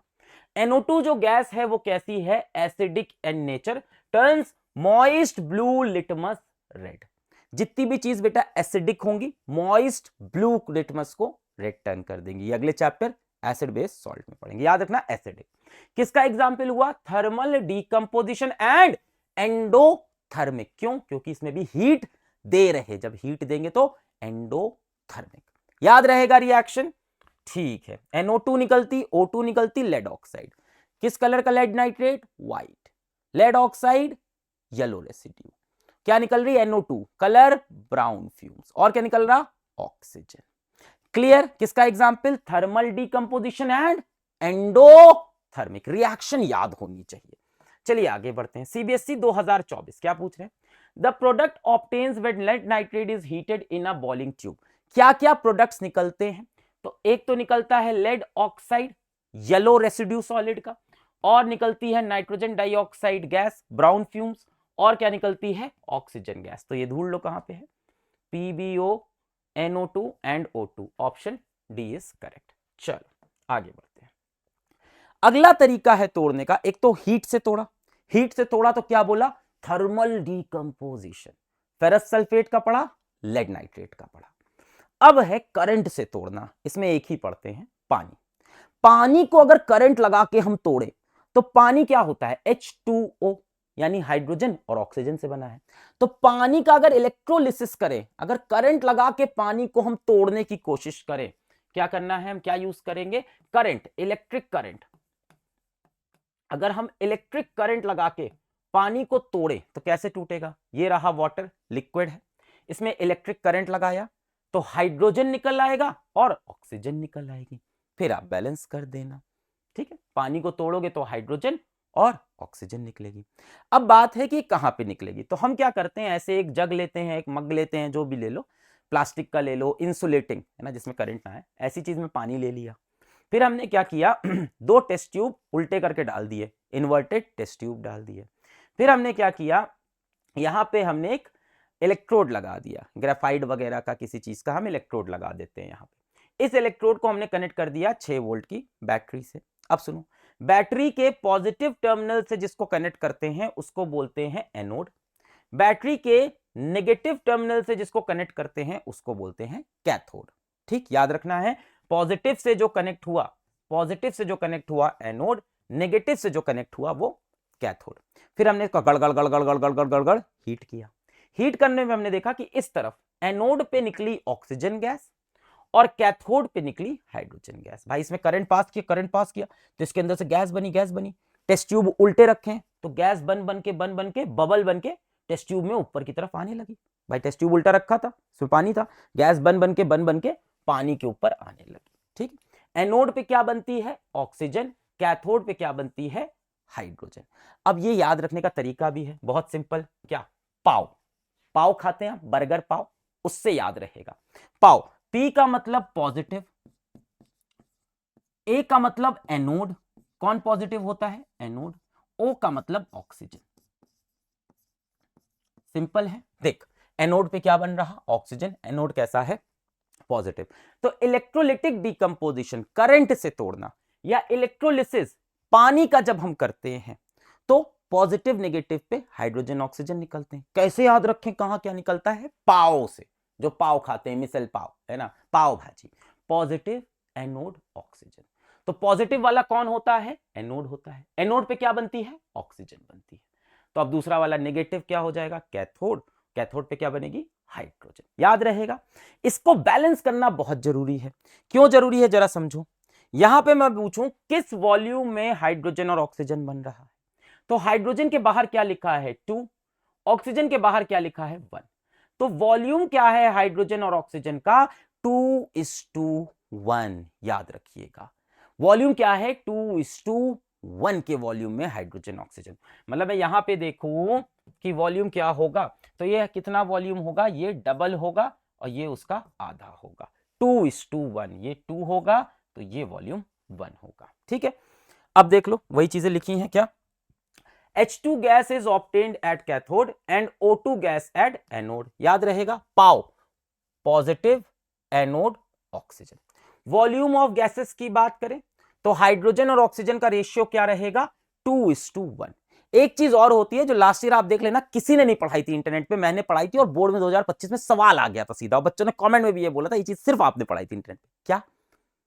वॉल्यूम का रेशियो हर कोई बताता है, मास का नहीं बताते कि क्या मास का रेशियो होगा। अगर इसको मैं वेट करूं, इस गैस का अगर मैं वेट करूं, अगर मैं इसका मास देखूं, तो मास का क्या रेशियो होगा? तो मास का रेशियो हाइड्रोजन इस टू ऑक्सीजन का 1:8 होगा। वॉल्यूम का रेशियो 2:1, मास का रेशियो 1:8। ये मास का रेशियो है और ये वॉल्यूम का। अब कह रहे हो इसका वॉल्यूम ज्यादा है, मास कम है, हल्की है हाइड्रोजन, ऑक्सीजन भारी भरकम होती है। ठीक है, तो 2:1 वॉल्यूम का रेशियो, 1:8 मास का रेशियो होता है। चलो आगे देखते हैं और क्या है। अगर हम एक बर्निंग कैंडल लेके आए, एक जलती हुई कैंडल लेके आए हम कैथोड पे और एनोड पे, तो हमें क्या क्या दिखेगा? पहले हम बर्निंग कैंडल लाए कैथोड पे। कैथोड पे कौन सी गैस है? हाइड्रोजन गैस है। जब भी आप burning candle, burning stick hydrogen के पास लाते हो तो पॉप साउंड सुनाई पड़ता है। पॉप साउंड समझते हैं? देख, ये पॉप साउंड सुनाई पड़ता है। क्यों? क्योंकि हाइड्रोजन बहुत ज्वलनशील होती है, हाइड्रोजन फ्यूल होता है। तो जैसे आप बर्निंग कैंडल या एक बर्निंग स्टिक, मतलब अगरबत्ती एक जलती हुई ले आओ, कहां पे? कहां पे? कैथोड के पास, जहां हाइड्रोजन है। और मान लो यहां से थोड़ी सी हाइड्रोजन लीक भी हो रही होगी, तो जैसे ही हाइड्रोजन थोड़ी सी लीक हुई तो पप से जल जाएगी, और जैसी पप से जलेगी वो अगरबत्ती को या कैंडल को बुझा देती है। क्यों बुझाती है? क्योंकि हाइड्रोजन खुद तो जलती है पर सपोर्टर ऑफ कंबशन नहीं होती, तो खुद तो जलेंगे पर आग नहीं लगने देंगे। तो क्या है? Pop sound heard and candle extinguishes, candle बुझ जाती है। Why? Hydrogen is combustible but not a supporter of combustion. खुद तो जलेगी तेजी से, धौड़ से, पर इतनी तेज जली कि आग बुझ गई। Combustible but not a supporter of combustion. Next मैं बर्निंग कैंडल लेके आया एनोड पे। एनोड पे कौन है? ऑक्सीजन, पॉजिटिव एनोड ऑक्सीजन, पाव पॉजिटिव एनोड ऑक्सीजन, एनोड पे ऑक्सीजन। अब ऑक्सीजन का क्या खेल है? ऑक्सीजन बढ़िया मस्त जलती है, ठीक है, मतलब खुद नहीं जलती है, सपोर्टर ऑफ कंबशन है, sorry. Candle burns more brightly, rekindles a glowing splinter. Oxygen क्या करती है? कहीं भी आग लगी हो तो उसको बढ़ा देती है। आपको पता होगा ना, oxygen is supporter of combustion, oxygen की जरूरत होती है। अगर कहीं पे ऑक्सीजन सप्लाई रोक दो तो आग जलना बंद हो जाएगी। तो अगर मैं बर्निंग कैंडल यहां लाऊं एनोड के पास जहां ऑक्सीजन है, तो वो और लपक लपक के जलने लगेगी। अगर मैं अगरबत्ती लेके आऊं, अगरबत्ती देखिए ना, क्या बोला है? Splinter, glowing splinter. स्प्लिंटर क्या? वो देखिए, वो जो झाड़ू होती है, जो सीक वाली झाड़ू, मार खाए होगे उससे ना बचपन में, उसमें से एक सीक तोड़ लूं और उसमें आग लगा लूं तो ऐसे सुलगती रहेगी ना। अगर वो सुलगती हुई स्प्लिंटर यहां लेके आऊं तो भक्क से उसमें आग लग जाएगी, यानी रिकिंडल्स अ ग्लोइंग स्प्लिंटर। ऑक्सीजन आग लगाता है। Candle burns more brightly. Oxygen is not combustible, खुद थोड़ी जल रही है, but a supporter of combustion. कहीं आग लगी है तो उसको और बढ़ा देते हैं। हाइड्रोजन पप से जल के बुझा देगी, ऑक्सीजन और तेज आग लगा देगी। एक और पॉइंट, इस पूरे इलेक्ट्रोलिसिस में प्योर वाटर इस्तेमाल नहीं होता, याद रखना। इस इलेक्ट्रोलिसिस में ये जो पानी आपने लिया है बेटा, ये कभी भी प्योर वाटर नहीं ले सकते आप, इट्स नॉट प्योर वाटर। अब प्योर वाटर क्यों नहीं ले सकते मास्टर? ये समझो, it's not pure water. Pure water क्यों नहीं लेते? Pure water is very poor conductor of electricity. Pure water electricity conduct ही नहीं करता। अगर डिस्टिल्ड एकदम प्योर वाटर है ना, तो उसमें से करंट बहेगा ही नहीं। जबकि हम कहते हैं यार पानी में करंट बहुत तेज आता है, प्योर वाटर में बिल्कुल नहीं आता। तो इसीलिए हम प्योर वाटर नहीं यूज करते। Pure water is a poor conductor of electricity. अगर उसमें थोड़ा सा नमक पड़ा है, थोड़ा सा एसिड पड़ा है, तो वो मस्त कंडक्टर बन जाता है।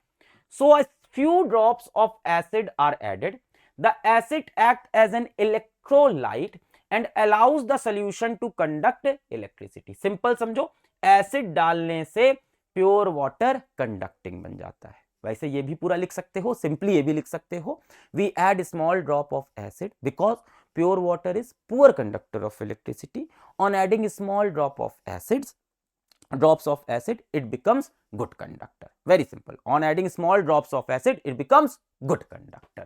तो इसीलिए इसमें एसिड डालना पड़ता है। सवाल देखिए सीबीएसई 2023 का, while electrolyzing water before passing the current some drops of an acid are added। why? क्यों एसिड ऐड करते हैं बता चुका हूं। Pure water is a poor conductor of electricity, to make it a good conductor a few drops of dilute acid like dilute sulphuric acid, example भी मिल गया, are added before passing the electric current. क्यों?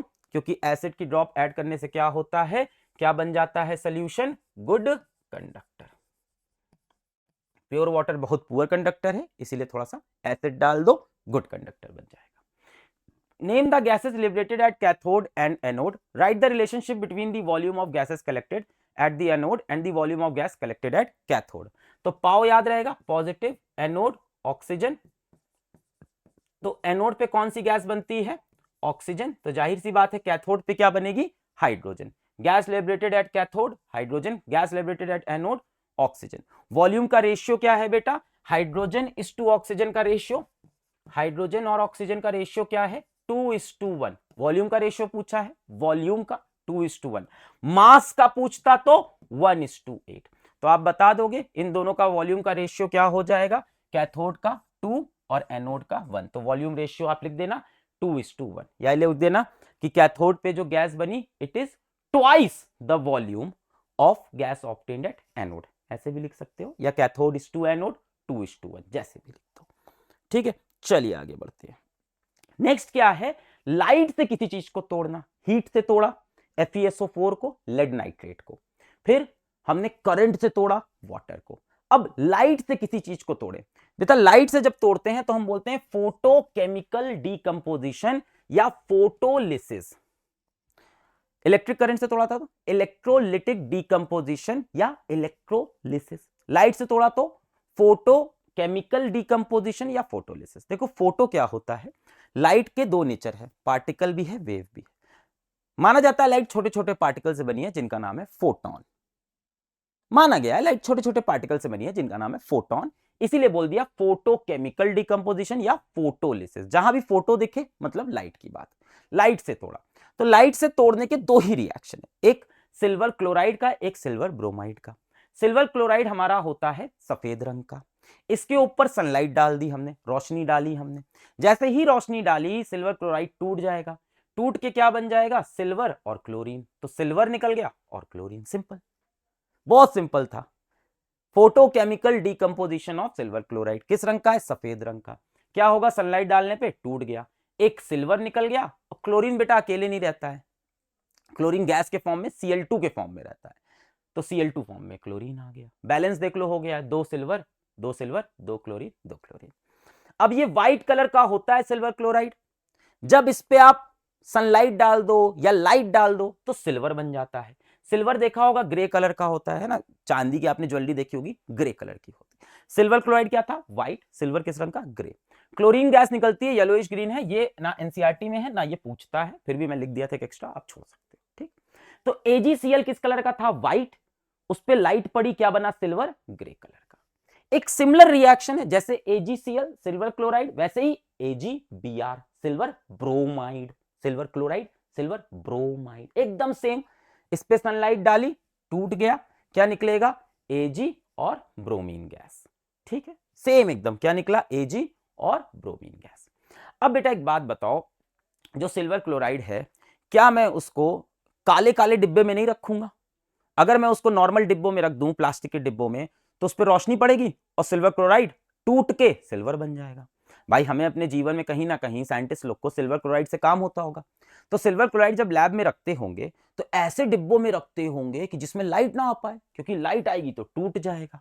तो यही दिया है, this is why AgCl and AgBr are kept in black colour bottles to protect from sunlight. इसको sunlight से हम बचा के रखते हैं, वरना AgCl कभी मिलेगा ही नहीं, हमेशा क्या होगा, टूट के सिल्वर मिल जाएगा। दूसरी चीज, इसका यूज पूछता है बोर्ड में। इसका यूज है क्या? इसका यूज है ब्लैक एंड व्हाइट फोटोग्राफी, दोनों का, ब्लैक एंड व्हाइट फोटोग्राफी। तो ये हो गया लाइट से तोड़ना। दो ही रिएक्शन है, AgCl को तोड़ा Ag और Cl2, AgBr को तोड़ा Ag और Br2। व्हाइट कलर का AgCl, ग्रे कलर का सिल्वर। चलिए भाई क्वेश्चन देख लीजिए इसका। सीबीएसई 2023 में सवाल आया हुआ है। 2023 में क्या पूछ रहे हैं? Silver chloride kept in a china dish, china dish कुछ नहीं बेटा, कटोरा, turns grey in sunlight, grey हो जाती है, ठीक है। Write the colour of silver when it was kept in the china dish, पहले silver, colour of silver chloride होगा, write the colour of silver chloride when it was kept in china dish. Silver chloride was white in color when kept in china dish. Name the type of chemical reaction taking place. क्या है? Photochemical decomposition या photolysis. The type of reaction is photochemical decomposition reaction या photolysis. और क्या है? Write the chemical equation for the reaction. AgCl, sunlight से लिख दिया, in the presence of sunlight, या एरो के ऊपर सनलाइट लिख दो, क्या बन गया? सिल्वर और क्लोरीन। फिर क्या है? State one use of reaction, इसका एक यूज बता दो। यूज क्या है? Black and white photography. The reaction is used in black and white photography. Name one more chemical which can be used for the same purpose. एक और बताओ। AgBr। The one more chemical is silver bromide, है ना, नाम लिखना था, silver bromide, which can be used for the same purpose. अब हमें पढ़ना है डिस्प्लेसमेंट रिएक्शन। डिस्प्लेसमेंट रिएक्शन में क्या होता है? More reactive element replaces a less reactive element from its compound। मान लो यहां एक रिएक्शन है, यहां पे BC एक कंपाउंड है, हंसो नहीं, ठीक, और A एक एलिमेंट है। अब A क्या करेगा? इस कंपाउंड के अंदर घुसेगा, B को रिप्लेस करके बाहर फेंक देगा और C के साथ खुद बॉन्ड बना लेगा। तो हम ये बोलेंगे कि A is more reactive than B। A क्या है? B से ज्यादा रिएक्टिव है। ऐसे रिएक्शन को हम बोलते हैं डिस्प्लेसमेंट रिएक्शन, जहां एक ज्यादा रिएक्टिव एलिमेंट एक लेस रिएक्टिव एलिमेंट को बाहर फेंक के खुद कंपाउंड बना ले। More reactive element replaces a less reactive element from its compound. अब बात आती है कि मास्टर हम और आपको कैसे पता चलेगा कि कोई चीज ज्यादा रिएक्टिव है कि कम? तो इसके लिए देखो, हमारे पास एक रिएक्टिविटी सीरीज है जिससे पता चलता है कौन ज्यादा रिएक्टिव है, कौन कम। इस सीरीज में जो सबसे ऊपर हैं वो है मोस्ट रिएक्टिव और जो सबसे नीचे हैं वो है लेस रिएक्टिव। ये मेटल्स हमें पढ़ने हैं। वैसे तो ये सीरीज और लंबी होती है, आप में से बहुत सारे मेटल गायब कर दिए, लिथियम गायब कर दिया, क्रोमियम गायब कर दिया, कोबाल्ट गायब कर दिया, निकल गायब कर दिया। डिटेल जो इसकी रिएक्टिविटी सीरीज है वो हम 11th 12th क्लास में पढ़ते हैं। अभी छोटी वाली हम पढ़ते हैं, ज्यादा रिएक्टिव, नीचे कम रिएक्टिव। अब ये हमें मेटल सीक्वेंस में याद होने चाहिए, तो याद करने के लिए एक मेमोनिक कोड बना हुआ है। क्या है? कुड़ी नाल कार मांगो ऑल्टो, जिसको फिर लेकर हम चले मथुरा साथ घूमने। कुड़ी मतलब पोटेशियम, नाल sodium, car calcium, mango magnesium, Alto aluminium, जिसको जिंक, फिर फेरस यानी आयरन, लेकर लेड, हम हाइड्रोजन, चले, चले क्या हो गया? कॉपर, मथुरा मरकरी, साथ सिल्वर, घूमने गोल्ड। तो देखो यार, ऐसे याद करो या ऐसे याद करो, याद तो करना पड़ेगा। अब ये कैसे याद कर सकते हो भाई? मान लो आपकी कोई फ्रेंड है और उसको घुमाने लेके जाना है, तो हम क्या करते हैं? 12th क्लास वाले भैया के पास जाते हैं, कहते हैं भैया स्कूटर दे दीजिए, है ना, वो बंदी को घुमाने जाना है। पता नहीं, तुम्हारी किस्मत तो ऐसी है नहीं, किसी किसी की क्लास में होती है। और उन लड़कों से तुम बहुत जलते हो, जो लड़के बहुत जल्दी लड़कियों से बात कर लेते हैं, उनको हम लोग क्या बोलते हैं? कुछ बोलते हैं ना, कमेंट में बताना। मैं नहीं बोलेगा। तो भाई क्या करते हो कि भैया स्कूटर दे दीजिए, कहाँ जाएंगे? घूमने। तो वही है कि कुड़ी के लिए कुड़ी नाल कार मांगो ऑल्टो, जिसको फिर लेकर हम चले मथुरा साथ घूमने। तो इस तरह से याद कर सकते हो, चाहो तो ऐसे याद कर लो। जैसे मुझे तो पूरी एक्टिविटी सीरीज याद है। क्या? लिकबा सरकाना मग अलमंजन crow फीको नीपब HCU HG AG AU PT। अब देखो ये इसमें है ही नहीं, प्लैटिनम PT जो लास्ट में बोला, लिकबा लिथियम, लिकबा बेरियम बा, सब गायब है। तो आप में बहुत छोटी है, आप चाहो तो ऐसे सिंपल याद कर लो, चाहो तो कुड़ी नाल कार मांगो ऑल्टो, जिसको फिर लेकर हम चले मथुरा साथ घूमने। जो ऊपर है ज्यादा रिएक्टिव, नीचे है लेस रिएक्टिव। जो ज्यादा शक्तिशाली है वो कम शक्तिशाली को हटा देगा। कुछ समझ में आ रहा है ना? दुनिया ऐसे ही तो चलती है। वो वाला एग्जाम्पल याद हो रहा होगा ना, कि जिसके पास ज्यादा पैसा होता है वो कमजोर पैसे वाले को हटा के खुद अपना रिश्ता बना लेता है। बेटा इसलिए मैं कहता हूँ जीवन में पैसा कमाना बहुत जरूरी है। बहुत लोग बोलते हैं कि पैसा कुछ नहीं होता है, जीवन में पैसा कुछ नहीं होता है। एक बात आप याद रखना, आपको दुनिया में किसी ने भी बेटा बोला हो कि पैसा इतना इंपॉर्टेंट नहीं होता, पैसे से सब दुनिया नहीं चलती, बेटा आप देखना ये दुनिया आपको हमेशा जज करेगी कि आप कितने महंगे कपड़े पहनते हो, आप कितने महंगे घर में रहते हो, आप कौन सी गाड़ी चलाते हो, किस तरह के आप जूता पहनते हो, किस तरह के स्कूल आप जाते हो। मैं आपको एक बात बोलूं, इंसान बना था प्यार करने के लिए, पैसा बना था इस्तेमाल करने के लिए। ये दुनिया इंसान को इस्तेमाल करती है और पैसों को प्यार करती है। वाह वाह मास्टर, तुम तो शायर निकले। बेटा याद रखना, पैसा ही वो भाषा है जो सारी दुनिया समझती है। पैसा आते ही लोगों का आपकी तरफ व्यवहार और आपके लिए विचार दोनों बदल जाता है। किसी शादी में अगर आप जाइएगा तो देखिएगा, जैसे ही कोई पैसे वाला आदमी एंट्री मारता है ना, हर कोई उसके अगल बगल घूमता है, साहब आइसक्रीम खाएंगे, साहब फुल्की खाएंगे। ये नहीं फर्क पड़ता कि अच्छा है कि बुरा। तो यही यहां भी होता है, केमिस्ट्री में भी पैसे वाले का ही दबदबा है। आ जाइए, पहला है zinc plus copper sulphate. Reactivity series मैंने आपके लिए लिख दी है, थोड़ी देर में आप याद भी कर लेना। देखते हैं जिंक कहां पे है इसमें, यहां पे है। कॉपर कहां पे है इसमें, यहां पे है। जिंक कॉपर से ज्यादा रिएक्टिव, जो ऊपर हैं वो मोर रिएक्टिव होते हैं, नीचे वाले कमजोर होते हैं।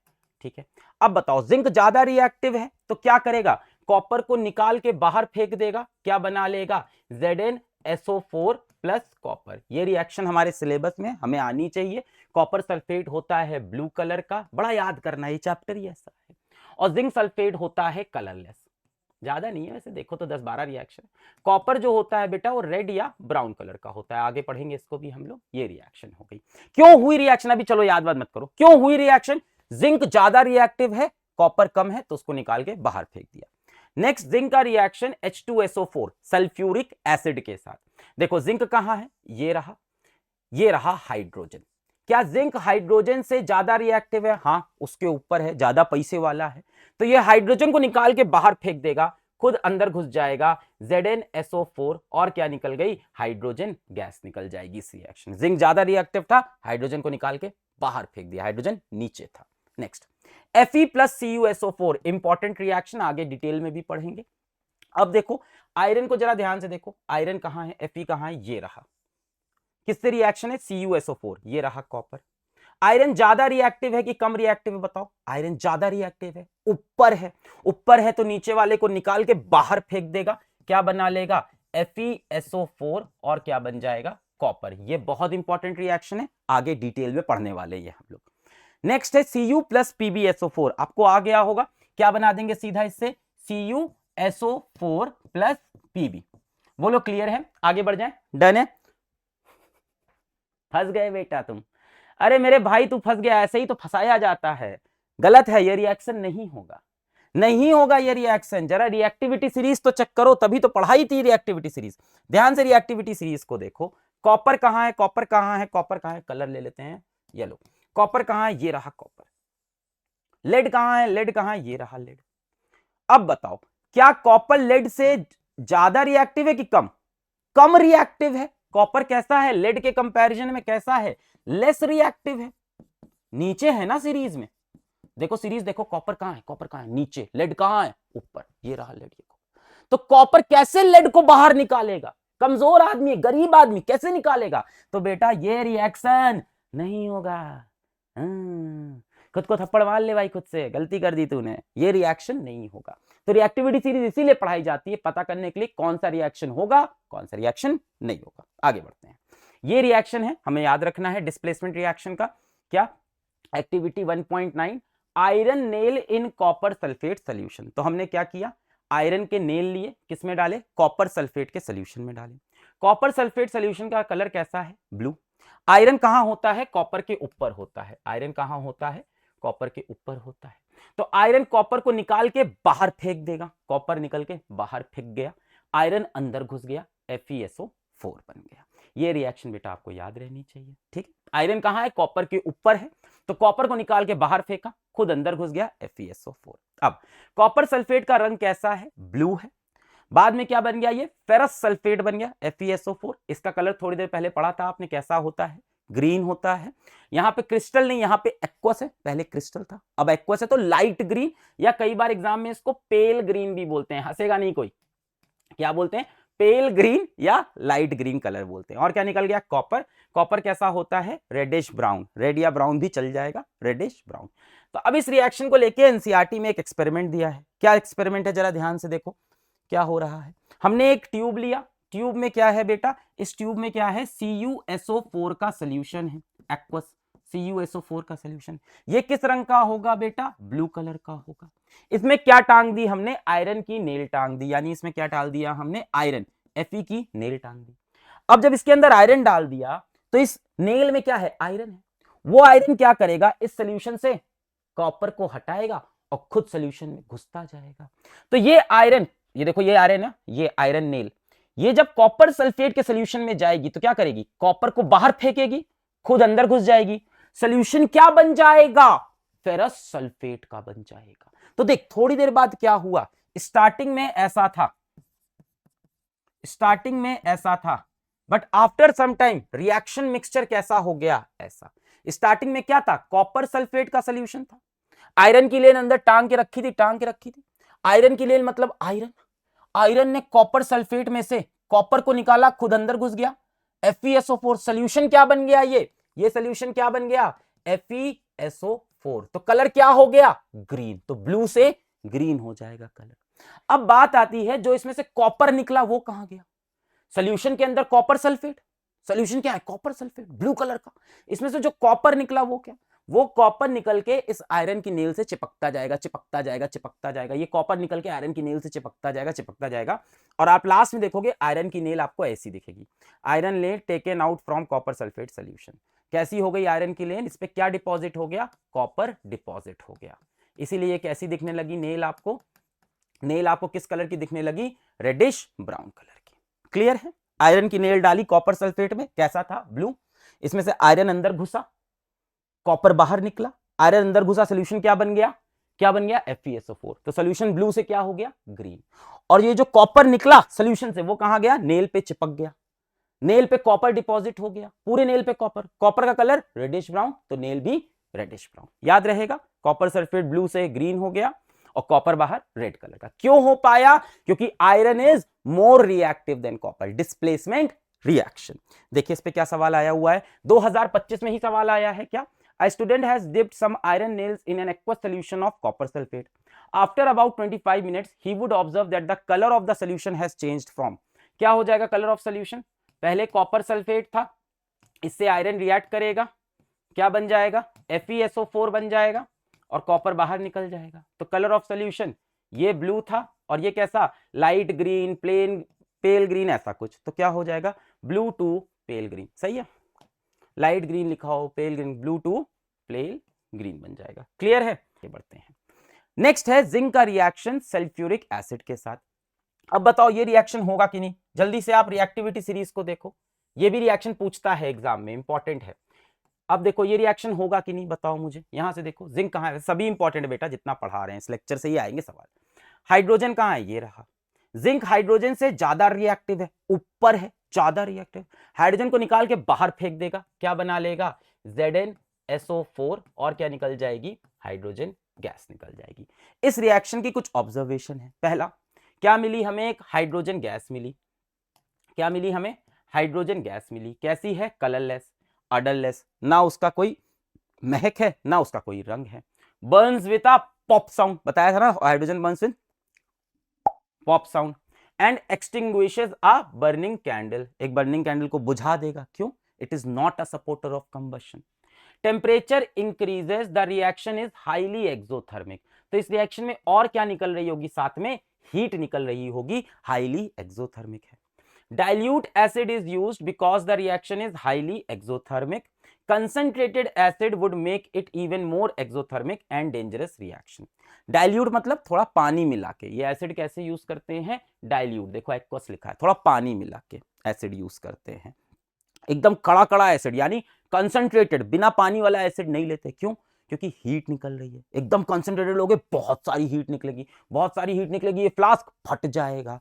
तो यही लिखा है, dilute acid is used because reaction is highly exothermic. Concentrated acid would make it even more concentrated, एकदम कड़ा एसिड। डाइल्यूट थोड़ा सा पानी मिला के हल्का, डाइल्यूट मतलब पानी मिला के हल्का कर दिया। चलिए आगे बढ़ते हैं। CBSE 2022, study the diagram given below, identify the gas form in the reaction. Diagram देखो क्या है, dilute sulphuric acid zinc granules, बोल रहे हैं बताइए कौन सी गैस निकलेगी, identify the gas form in the reaction. तो डाइल्यूट सल्फ्यूरिक एसिड यानी H2SO4 एक्वस, किससे रिएक्शन करा रहे हैं, जिंक ग्रैन्यूल से, जिंक प्लस H2SO4 क्या होगा, जिंक ज्यादा रिएक्टिव है, ZnSO4, और कौन सी गैस निकलेगी, हाइड्रोजन गैस, कार्बन डाइऑक्साइड नहीं, ऑक्सीजन नहीं, सल्फर डाइऑक्साइड नहीं, hydrogen, which on burning produces a pop sound. आगे बढ़ते हैं। लास्ट तरह का जो रिएक्शन है वो है डबल डिस्प्लेसमेंट रिएक्शन। वो अक्षय कुमार का आपने मीम सबने देखा होगा, घिसा पिटा बात है वो वाला, तो यही होता है इसमें, मतलब दोनों चीजें डिस्प्लेस हो जाएंगी, डबल डिस्प्लेसमेंट। वहां सिर्फ एक डिस्प्लेस होता है, डबल डिस्प्लेसमेंट। मान लो ये एक कपल है, ये एक कपल है, ये लोग एक दूसरे से बोर हो गए, ये लोग एक आजकल रिलेशन में बोर हो जाते हैं लोग भाई, तो इन्होंने कहा एक काम करते हैं एक्सचेंज कर लेते हैं सिंपल। ये एक कपल था ए पे प्लस बी पे माइनस, ये एक कपल था सी पे प्लस डी पे माइनस, तो ये वाला प्लस इसके साथ जुड़ गया, ये वाला प्लस इस माइनस के साथ, तो ए जाके जुड़ गया डी के साथ, बी जाके जुड़ गया सी के साथ, तो इसमें क्या हुआ, एक्सचेंज हो गया, सब्स्टिट्यूट या डिस्प्लेस नहीं, एक्सचेंज हो गए। क्या चीज एक्सचेंज हो गई, आयंस बिटवीन रिएक्टेंट। एटम्स मत लिखना, कई बार एग्जाम में पूछता है क्या एटम्स एक्सचेंज हुए, बिल्कुल नहीं, मॉलिक्यूल एक्सचेंज हुए, बिल्कुल नहीं, क्या एक्सचेंज हुआ, आयंस एक्सचेंज हुए, आयंस मतलब पॉजिटिव आयन, नेगेटिव आयन। तो a plus b minus, c plus d minus, ये प्लस जाके जुड़ गया इस माइनस से, ये प्लस इस माइनस, तो AD और BC बन गया। इसका एक एग्जाम्पल है Na2SO4 BaCl2, क्या हुआ देखो, अब इसको देखो कैसे तोड़ोगे, Na प्लस हो जाएगा सल्फेट पे माइनस, Ba प्लस हो जाएगा क्लोरीन पे माइनस, तो Na जुड़ गया Cl से, NaCl, SO4 माइनस जुड़ गया Ba से, BaSO4। इसको आगे और डिटेल में पढ़ेंगे, अभी एग्जाम्पल समझ में आया। NaSO4 Na पे प्लस, SO4 पे माइनस, BaCl2 Ba पे प्लस, Cl पे माइनस, तो ये वाला प्लस जाके जुड़ गया Cl से, ये वाला प्लस जाके जुड़ गया SO4 से, तो BaSO4 NaCl। इसको आगे अभी डिटेल में ये रिएक्शन पढ़ेंगे, इंपॉर्टेंट है, ठीक है, आगे पढ़े नेक्स्ट। अब डबल डिस्प्लेसमेंट के दो एग्जाम्पल पढ़ने हैं हमें। पहला है सोडियम सल्फेट का रिएक्शन, डबल डिस्प्लेसमेंट का, सोडियम सल्फेट का रिएक्शन बेरियम क्लोराइड के साथ। ये रहा सोडियम सल्फेट Na2SO4 एक्वस यानी पानी में, कैसा है, कलरलेस। दूसरा लिया बेरियम क्लोराइड एक्वस यानी ये भी पानी के अंदर है, कैसा है, कलरलेस। अब देखो ये प्लस, ये माइनस, ये प्लस, ये माइनस, Na जुड़ा Cl से, Ba जुड़ा SO4 से, Na जुड़ा Cl से, Ba जुड़ा SO4 से। खास बात क्या है, ये जो BaSO4 बनता है ये व्हाइट प्रेसिपिटेट है। प्रेसिपिटेट शुरुआत से आपको बताया था क्या होते हैं, इनसॉल्युबल इन वाटर, तो इसमें क्या बना, इनसॉल्युबल इन वाटर। ये देखो ये है, हमने क्या किया, इसमें सोडियम सल्फेट सोल्यूशन था, इसमें बेरियम क्लोराइड था, हमने दोनों को जब मिक्स किया तो हमने देखा क्लियर सोल्यूशन नहीं बना, क्लियर नहीं है सोल्यूशन, क्यों, क्योंकि कोई व्हाइट प्रेसिपिटेट, ये देखो नीचे एक इनसॉल्युबल सा व्हाइट प्रेसिपिटेट बन गया, क्या है ये, barium sulphate BaSO4, white precipitate नीचे जाके बन गया, क्लियर सोल्यूशन नहीं है। क्लियर है, Na जुड़ गया Cl से, Ba जुड़ गया SO4 से, BaSO4 क्या है, white precipitate insoluble in water, और NaCl क्या है बेटा, एक्वस, एक्वस मतलब सॉल्युबल इन वाटर, ये तो सॉल्युबल है। ऑब्जर्वेशंस क्या क्या हुई, व्हाइट इनसॉल्युबल सब्सटेंस, इसको क्या बोलते हैं, प्रेसिपिटेट, इनसॉल्युबल को precipitate of barium sulphate is formed, barium sulphate का व्हाइट इनसॉल्युबल प्रेसिपिटेट बन गया। Double displacement and precipitation reaction, ये सिर्फ डबल डिस्प्लेसमेंट का एग्जाम्पल नहीं है, ये डबल डिस्प्लेसमेंट भी है, और कौन सा रिएक्शन है, PPT, प्रेसिपिटेशन रिएक्शन। अब प्रेसिपिटेशन रिएक्शन क्या, जिसके अंदर दो एक्वस एक्वस यानी सॉल्युबल सॉल्युबल, एक्वस मतलब वाटर सॉल्युबल, एक्वस मतलब वाटर सॉल्युबल, ऐसा रिएक्शन जिसमें दो सॉल्युबल सॉल्युबल चीजें मिले और एक इनसॉल्युबल चीज बन जाए, उस रिएक्शन को हम बोलते हैं प्रेसिपिटेशन रिएक्शन। यह है precipitation reaction, when two aqueous soluble soluble solutions, two aqueous soluble soluble solution react to form a semi soluble या इनसॉल्युबल सॉल्ट, या तो सेमी सॉल्युबल होगा या तो insoluble salt, the salt is called precipitate, ये क्या है, इनसॉल्युबल, इसे क्या बोलते हैं, precipitate, and such reaction is called precipitation reaction. तो डबल डिस्प्लेसमेंट रिएक्शन आपके सिलेबस में दो हैं, और दोनों प्रेसिपिटेशन के एग्जाम्पल भी हैं। तो जहां दिखे डबल डिस्प्लेसमेंट आपके सिलेबस में, वहां दिखे प्रेसिपिटेशन। प्रेसिपिटेशन मतलब प्रेसिपिटेट बना तो precipitation. When two aqueous soluble solutions react to form a semi soluble या insoluble salt, the salt is called precipitate and such reaction is called precipitation reaction। ये question बड़ा अच्छा है, आयंस इन सॉल्यूशन। अब ये कह रहे हैं कि जब रिएक्शन हो गया, जब रिएक्शन हो गया, तो ये रिएक्शन होने के बाद जो सॉल्यूशन है, ये जो सॉल्यूशन है, इसमें कौन से आयंस प्रेजेंट है। अब देख, रिएक्शन होने के बाद है ना, आयंस इन सॉल्यूशन, यानी ये कब बताने हैं आपको, आफ्टर रिएक्शन, रिएक्शन के बाद कौन से आयंस हैं।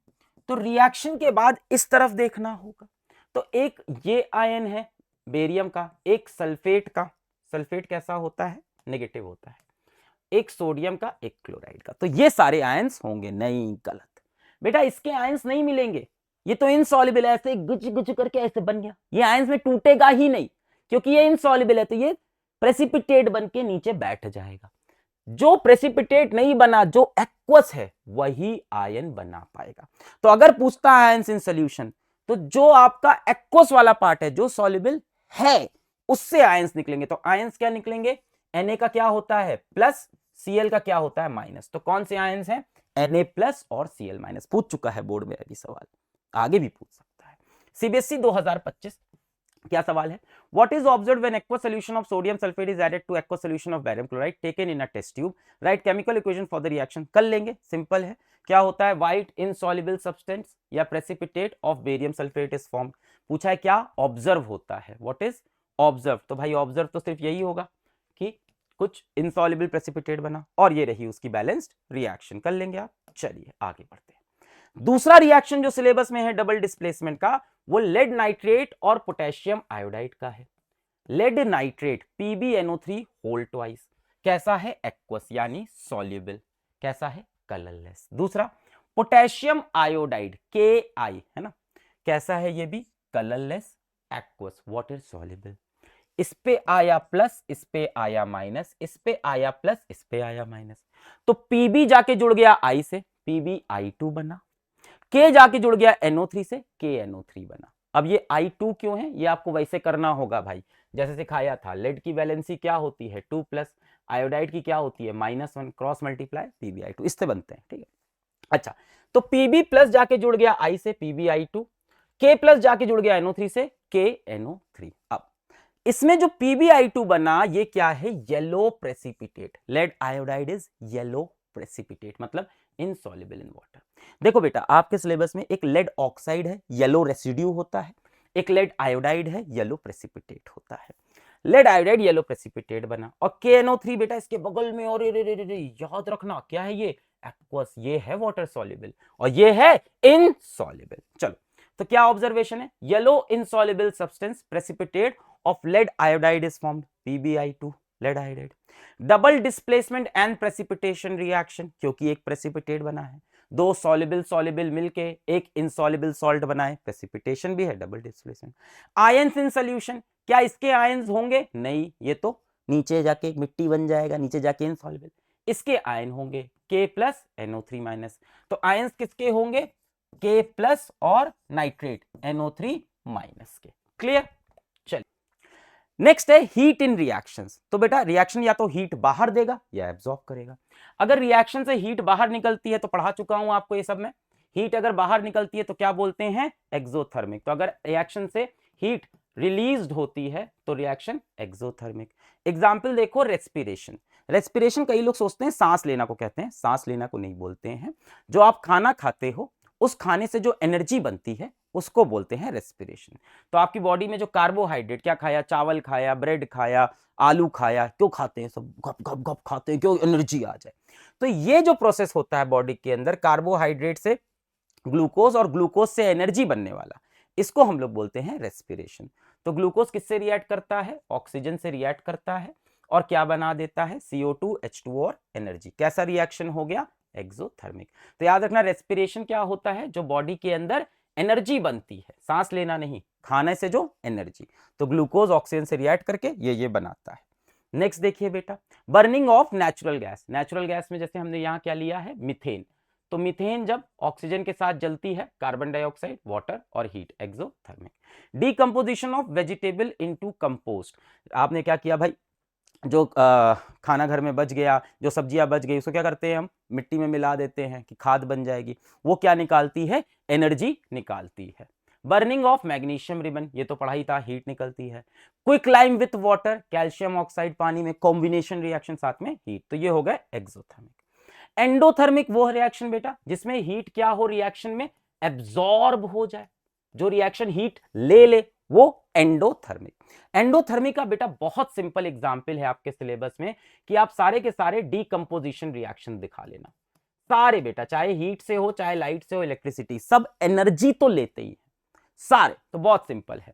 एग्जाम्पल क्या होगा किसके, एंडोथर्मिक मतलब हीट लेना, एनर्जी लेना इन शॉर्ट।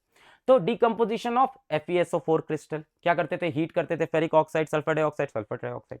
कैल्शियम कार्बोनेट को हीट करना, CaO CO2। लेड नाइट्रेट, एक काम करो, होमवर्क कर लो इसको, क्या होगा, प्रैक्टिस हो जाएगी, सारे रिएक्शन याद करके लिखो इसमें, PbO, NO2O2, Ag और Cl2, Ag और Br2, H2 और O2। तो ये सारे क्या हैं, डीकंपोजिशन। अगर एकदम स्ट्रांगली सही लिखना है तो ये तीन हमेशा सही रहेंगे, क्योंकि ये क्या थे, थर्मल डीकंपोजिशन, हीट से ही टूटे थे, तो ये सबसे सेफ है, ये तीन लिखना। बाकी भी होते हैं, कई बार एग्जाम में खुद ही बोलता है कि सारे डीकंपोजिशन रिएक्शन एंडोथर्मिक है, पूछा है बोर्ड के अंदर।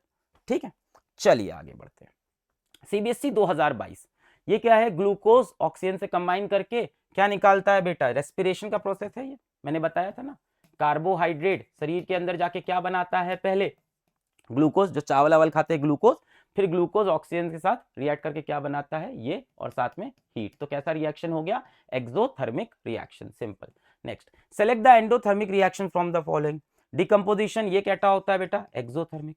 वेजिटेबल जब डालोगे आप उसमें मड में तो एनर्जी निकलती है। Decomposition of calcium carbonate into quicklime, मैंने बोला जो भी डीकंपोजिशन रिएक्शन है वो क्या है भाई, एंडोथर्मिक, खत्म, सीधा खत्म। बर्निंग ऑफ अ कैंडल, नहीं बेटा। प्रोसेस ऑफ रेस्पिरेशन, रेस्पिरेशन तो एक्सोथर्मिक है।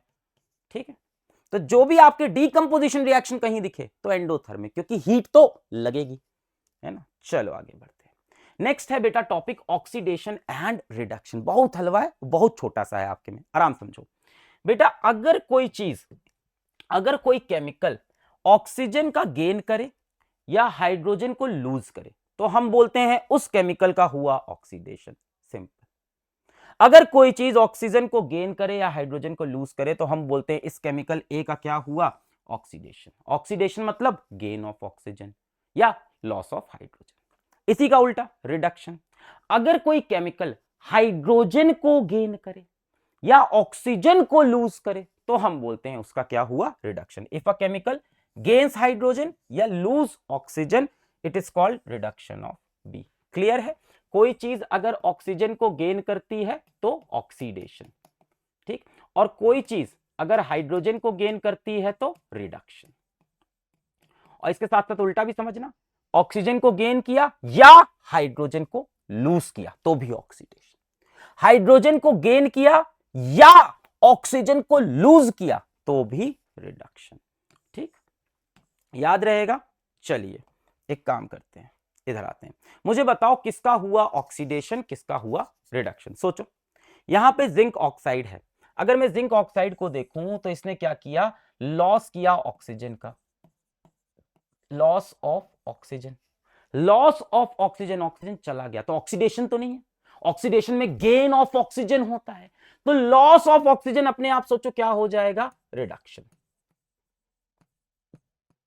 चलो अब कार्बन को देखते हैं, है ना, रिडक्शन दिख रहा है साफ साफ, ये क्या हो गया, रिडक्शन। अब कार्बन को देखते हैं, कार्बन ने यहां से यहां क्या किया बेटा, गेन ऑफ ऑक्सीजन, और गेन ऑफ ऑक्सीजन, ऑक्सीजन को गेन करना तो क्या हो गया, ऑक्सीडेशन। ठीक, अब एक चीज समझो, जिसका हुआ ऑक्सीडेशन वो बना रिड्यूसिंग एजेंट, बहुत सिंपल है, जिसका हुआ ऑक्सीडेशन वो बना रिड्यूसिंग एजेंट, और जिसका हुआ रिडक्शन वो बना ऑक्सीडाइजिंग एजेंट, उल्टा सुल्टा, सिंपल। जिसका होगा ऑक्सीडेशन, एग्जाम में कई बार पूछता है कि कौन सा ऑक्सीडाइजिंग एजेंट, कौन सा रिडक्शन, जिसका होगा ऑक्सीडेशन वो बनेगा रिड्यूसिंग एजेंट, जिसका होगा रिडक्शन वो बनेगा oxidising agent. Reducing agent R.A, oxidising agent O.A, जिसका होगा ऑक्सीडेशन वो बनेगा रिड्यूसिंग एजेंट, जिसका होगा रिडक्शन वो बनेगा ऑक्सीडाइजिंग एजेंट। अब जरा इसी में समझो, आराम से समझो। कार्बन का ऑक्सीडेशन हुआ कि नहीं हुआ, गेन ऑफ ऑक्सीजन। कार्बन का ऑक्सीडेशन किसने कराया, वो एजेंट कौन है जिसने कार्बन को ऑक्सीडाइज किया? क्या वो ये है? इसने ही तो अपना ऑक्सीजन निकाल के कार्बन को दे दिया और कार्बन का ऑक्सीडेशन हो गया। क्या ये वो एजेंट है जिसने कार्बन का ऑक्सीडेशन किया? तो क्या इसको मैं ऑक्सीडाइजिंग एजेंट नहीं बोलूंगा? बिल्कुल बोलूंगा। कार्बन, अब इसको देखो, इसका क्या हुआ रिडक्शन, क्या हुआ रिडक्शन, लॉस ऑफ ऑक्सीजन। किसने इसकी ऑक्सीजन छीनी? कार्बन ने। किसने इसका रिडक्शन किया? कार्बन ने। तो क्या कार्बन रिड्यूसिंग एजेंट नहीं हुआ? बिल्कुल। पर आप इस तरह से ज्यादा समझो नहीं, सिंपल, जिसका हुआ ऑक्सीडेशन वो बना रिड्यूसिंग एजेंट, जिसका हुआ रिडक्शन वो बना ऑक्सीडाइजिंग। बोल क्लियर है? ऐसे भी समझ में आ गया। इसका क्या हो रहा है रिडक्शन, लॉस ऑफ ऑक्सीजन, तो क्या हो रहा है रिडक्शन। किसने किया रिडक्शन? इसने, इसी ने तो छीनी इसकी ऑक्सीजन। तो जिसने किया यही तो वो एजेंट है। कौन सा? इसका रिडक्शन करने वाला ये क्या है? Reducing agent. या तो सिंपल याद रखो, जिसका हुआ ऑक्सीडेशन वो रिड्यूसिंग एजेंट, जिसका हुआ रिडक्शन वो ऑक्सीडाइजिंग एजेंट। ठीक। एक चीज और समझो, रिडॉक्स रिएक्शन क्या होते हैं? ऐसे रिएक्शन जिसमें ऑक्सीडेशन और रिडक्शन दोनों हो उसको बोलते हैं redox reaction. A reaction in which oxidation and reduction occurs is called reduction, redox reaction. ये वाला देखो रिडॉक्स है कि नहीं, इसका हो रहा है रिडक्शन, इसका हो रहा ऑक्सीडेशन, तो ये रिएक्शन क्या बोलते हैं? Redox reaction. Redox reaction, reduction और ऑक्सीडेशन दोनों हो तो redox reaction, reaction in which oxidation and reduction occurs. आइए एक सवाल कर लेते हैं इस पे। सीबीएसई 2024 का सवाल है, क्या पूछ रहे हैं? ये है सवाल, बताइए इसमें कौन ऑक्सीडाइज हुआ, कौन रिड्यूस हुआ? चलिए पॉज करके खुद से करके कमेंट करिए, तभी समझ में आएगा। MnO2 अगर मैं देखूं ये यहां गया, तो अगर मैं ध्यान से देखूं तो इसके साथ क्या हो रहा है? इसके साथ लॉस ऑफ ऑक्सीजन हो रहा है, मतलब इसका क्या हो रहा है? रिडक्शन हो रहा है। HCl को ध्यान से देखूं, HCl से क्या बना? Cl2 बना। HCl से क्या बना? Cl2 बना। अगर मैं ध्यान से देखूं तो इसका क्या हुआ? अरे ये क्या हो गया? अगर मैं ध्यान से देखूं तो इसका क्या हुआ? लॉस ऑफ हाइड्रोजन हुआ, यहां से यहां। लॉस ऑफ हाइड्रोजन, रिडक्शन तो है नहीं, हाइड्रोजन को लूज करना मतलब ऑक्सीजन को गेन करना, मतलब इसका क्या हो रहा है? ऑक्सीडेशन। बोलो क्लियर है? ऑक्सीडाइजिंग एजेंट, रिड्यूसिंग एजेंट बता सकते हो? जिसका हुआ रिडक्शन वो बना ऑक्सीडाइजिंग एजेंट, जिसका हुआ ऑक्सीडेशन वो बना रिड्यूसिंग एजेंट। अब कोई भी सवाल हो आप मार दोगे। क्या बोल रहा है? MnO2 इज ऑक्सीडाइज्ड, नहीं। HCl इज ऑक्सीडाइज्ड, सही है। MnO2 इज रिड्यूस्ड, सही है। MnO2 is reduced and HCl is oxidised, ये ज्यादा सही, सबसे सही। ये आधा आधा है ना, सबसे सही तो ये हो कि MnO2 रिड्यूस हुआ, HCl ऑक्सीडाइज्ड हुआ, HCl का ऑक्सीडेशन। नेक्स्ट है बेटा ऑक्सीडेशन ऑफ कॉपर। अगर मैं कॉपर ले लूं जो किस कलर का होता है? रेड या ब्राउन, बताया था कॉपर का पाउडर रेड या ब्राउन, और उसको मैं हीट कर दूं। यहां पे हमने क्या लगाया? एक वायर गॉज लगा दी। वायर गॉज मतलब ऐसे एक, समझ गए ना, तार तार वाला यहाँ पे ही लगा दिया, और नीचे से इसको गर्म करूं गर्म करूं गर्म करूं, तो क्या होगा बेटा? कॉपर को जब गर्म करोगे आसपास इसके क्या चीज है? आसपास ऑक्सीजन होगा, और ये क्या है? कॉपर है। तो ये कॉपर ऑक्सीजन के साथ कंबाइन कर लेगा, क्या बनाएगा? Copper oxide. कब? हीट करने पे। क्या बना लिया? Copper oxide. क्या हो गया कॉपर का? ये गेन ऑफ ऑक्सीजन हुआ, गेन ऑफ ऑक्सीजन, यानी कॉपर का क्या हो गया? ऑक्सीडेशन। इसीलिए इसको क्या बोलते हैं? Oxidation of copper. कलर याद रहना चाहिए, कॉपर का कलर होता है रेड या ब्राउन, जब ये ऑक्सीडाइज हो जाता है तो काला हो जाता है, काला तो क्या बन गया? ब्लैक कलर की कॉपर ऑक्साइड। तो सिंपल है, reddish brown copper metal changes to black colour copper oxide. ठीक है। इफ, अब देखो इस रिएक्शन को पलट भी सकते हैं, ऑक्सीडेशन हो रहा है, पलटना है तो क्या करें? बोल बोल, पलटना है क्या करें? रिडक्शन कर दें। तो अगर hydrogen gas is passed over CuO, अब मैंने क्या किया? इसमें हाइड्रोजन गैस पास कर दी। हाइड्रोजन गैस क्या करेगी, इससे ऑक्सीजन छीन लेगी, ऑक्सीजन छीन ली, क्या बना H2O, और कॉपर वापस बन गया। अब ये वाले रिएक्शन में देखो क्या हुआ, कॉपर ने क्या किया, लॉस ऑफ ऑक्सीजन, ये क्या है, लॉस ऑफ ऑक्सीजन, मतलब ये क्या है, रिडक्शन। तो जस्ट अगर उल्टा कर दें तो ये रिएक्शन रिवर्स भी हो सकती है। कॉपर को ऑक्सीजन के साथ जलाया, कॉपर ऑक्साइड, क्या हुआ, ऑक्सीडेशन, क्या हुआ, रेड ब्राउन जो कॉपर था वो कैसा हो गया, काला हो गया। अब मुझे इसको रिवर्स करना है, ऑक्सीडेशन हुआ था, रिवर्स के लिए क्या कर दूं, reduction, reduction is gain of hydrogen. तो इसमें अगर मैं हाइड्रोजन पास कर दूं और हीट कर दूं तो क्या होगा, हाइड्रोजन ऑक्सीजन लेके चला गया, कॉपर के लिए लॉस ऑफ ऑक्सीजन, क्या बन गया, कॉपर। तो ये ब्लैक कलर की कॉपर ऑक्साइड वापस क्या बन गई, रेडिश ब्राउन कॉपर मेटल। तो इसका जस्ट रिवर्स रिएक्शन हमने देखा। रिवर्स करने के लिए ऑक्सीडेशन की जगह क्या कर दिया, रिडक्शन, हाइड्रोजन गैस पास कर दो, ऑक्सीजन लेके चली गई, कॉपर बन गया। क्लियर। चलिए CBSE 2025, a copper wire on burning in flames gets coated with a black substance. एक कॉपर वायर है, इसको अगर जला दें तो क्या होगा, gets coated with a black substance. Write the chemical equation of the reaction that takes place. तो भाई ये कॉपर वायर होगा, हमने क्या किया, इसको बर्न कर दिया, बर्न कर दिया तो ऑक्सीजन से कंबाइन करके कॉपर ऑक्साइड बन गया। कॉपर वायर कैसा होना चाहिए था, रेडिश ब्राउन, बर्न करके कॉपर ऑक्साइड कैसा बन गया, काला विथ अ ब्लैक सब्सटेंस। ये रहा black substance, copper oxide. How can this chemical change be reversed, कैसे रिवर्स करें, ये क्या है, ऑक्सीडेशन। अगर मुझे रिवर्स करना है तो मैं क्या कर दूं, reduction, reduction is gain of hydrogen.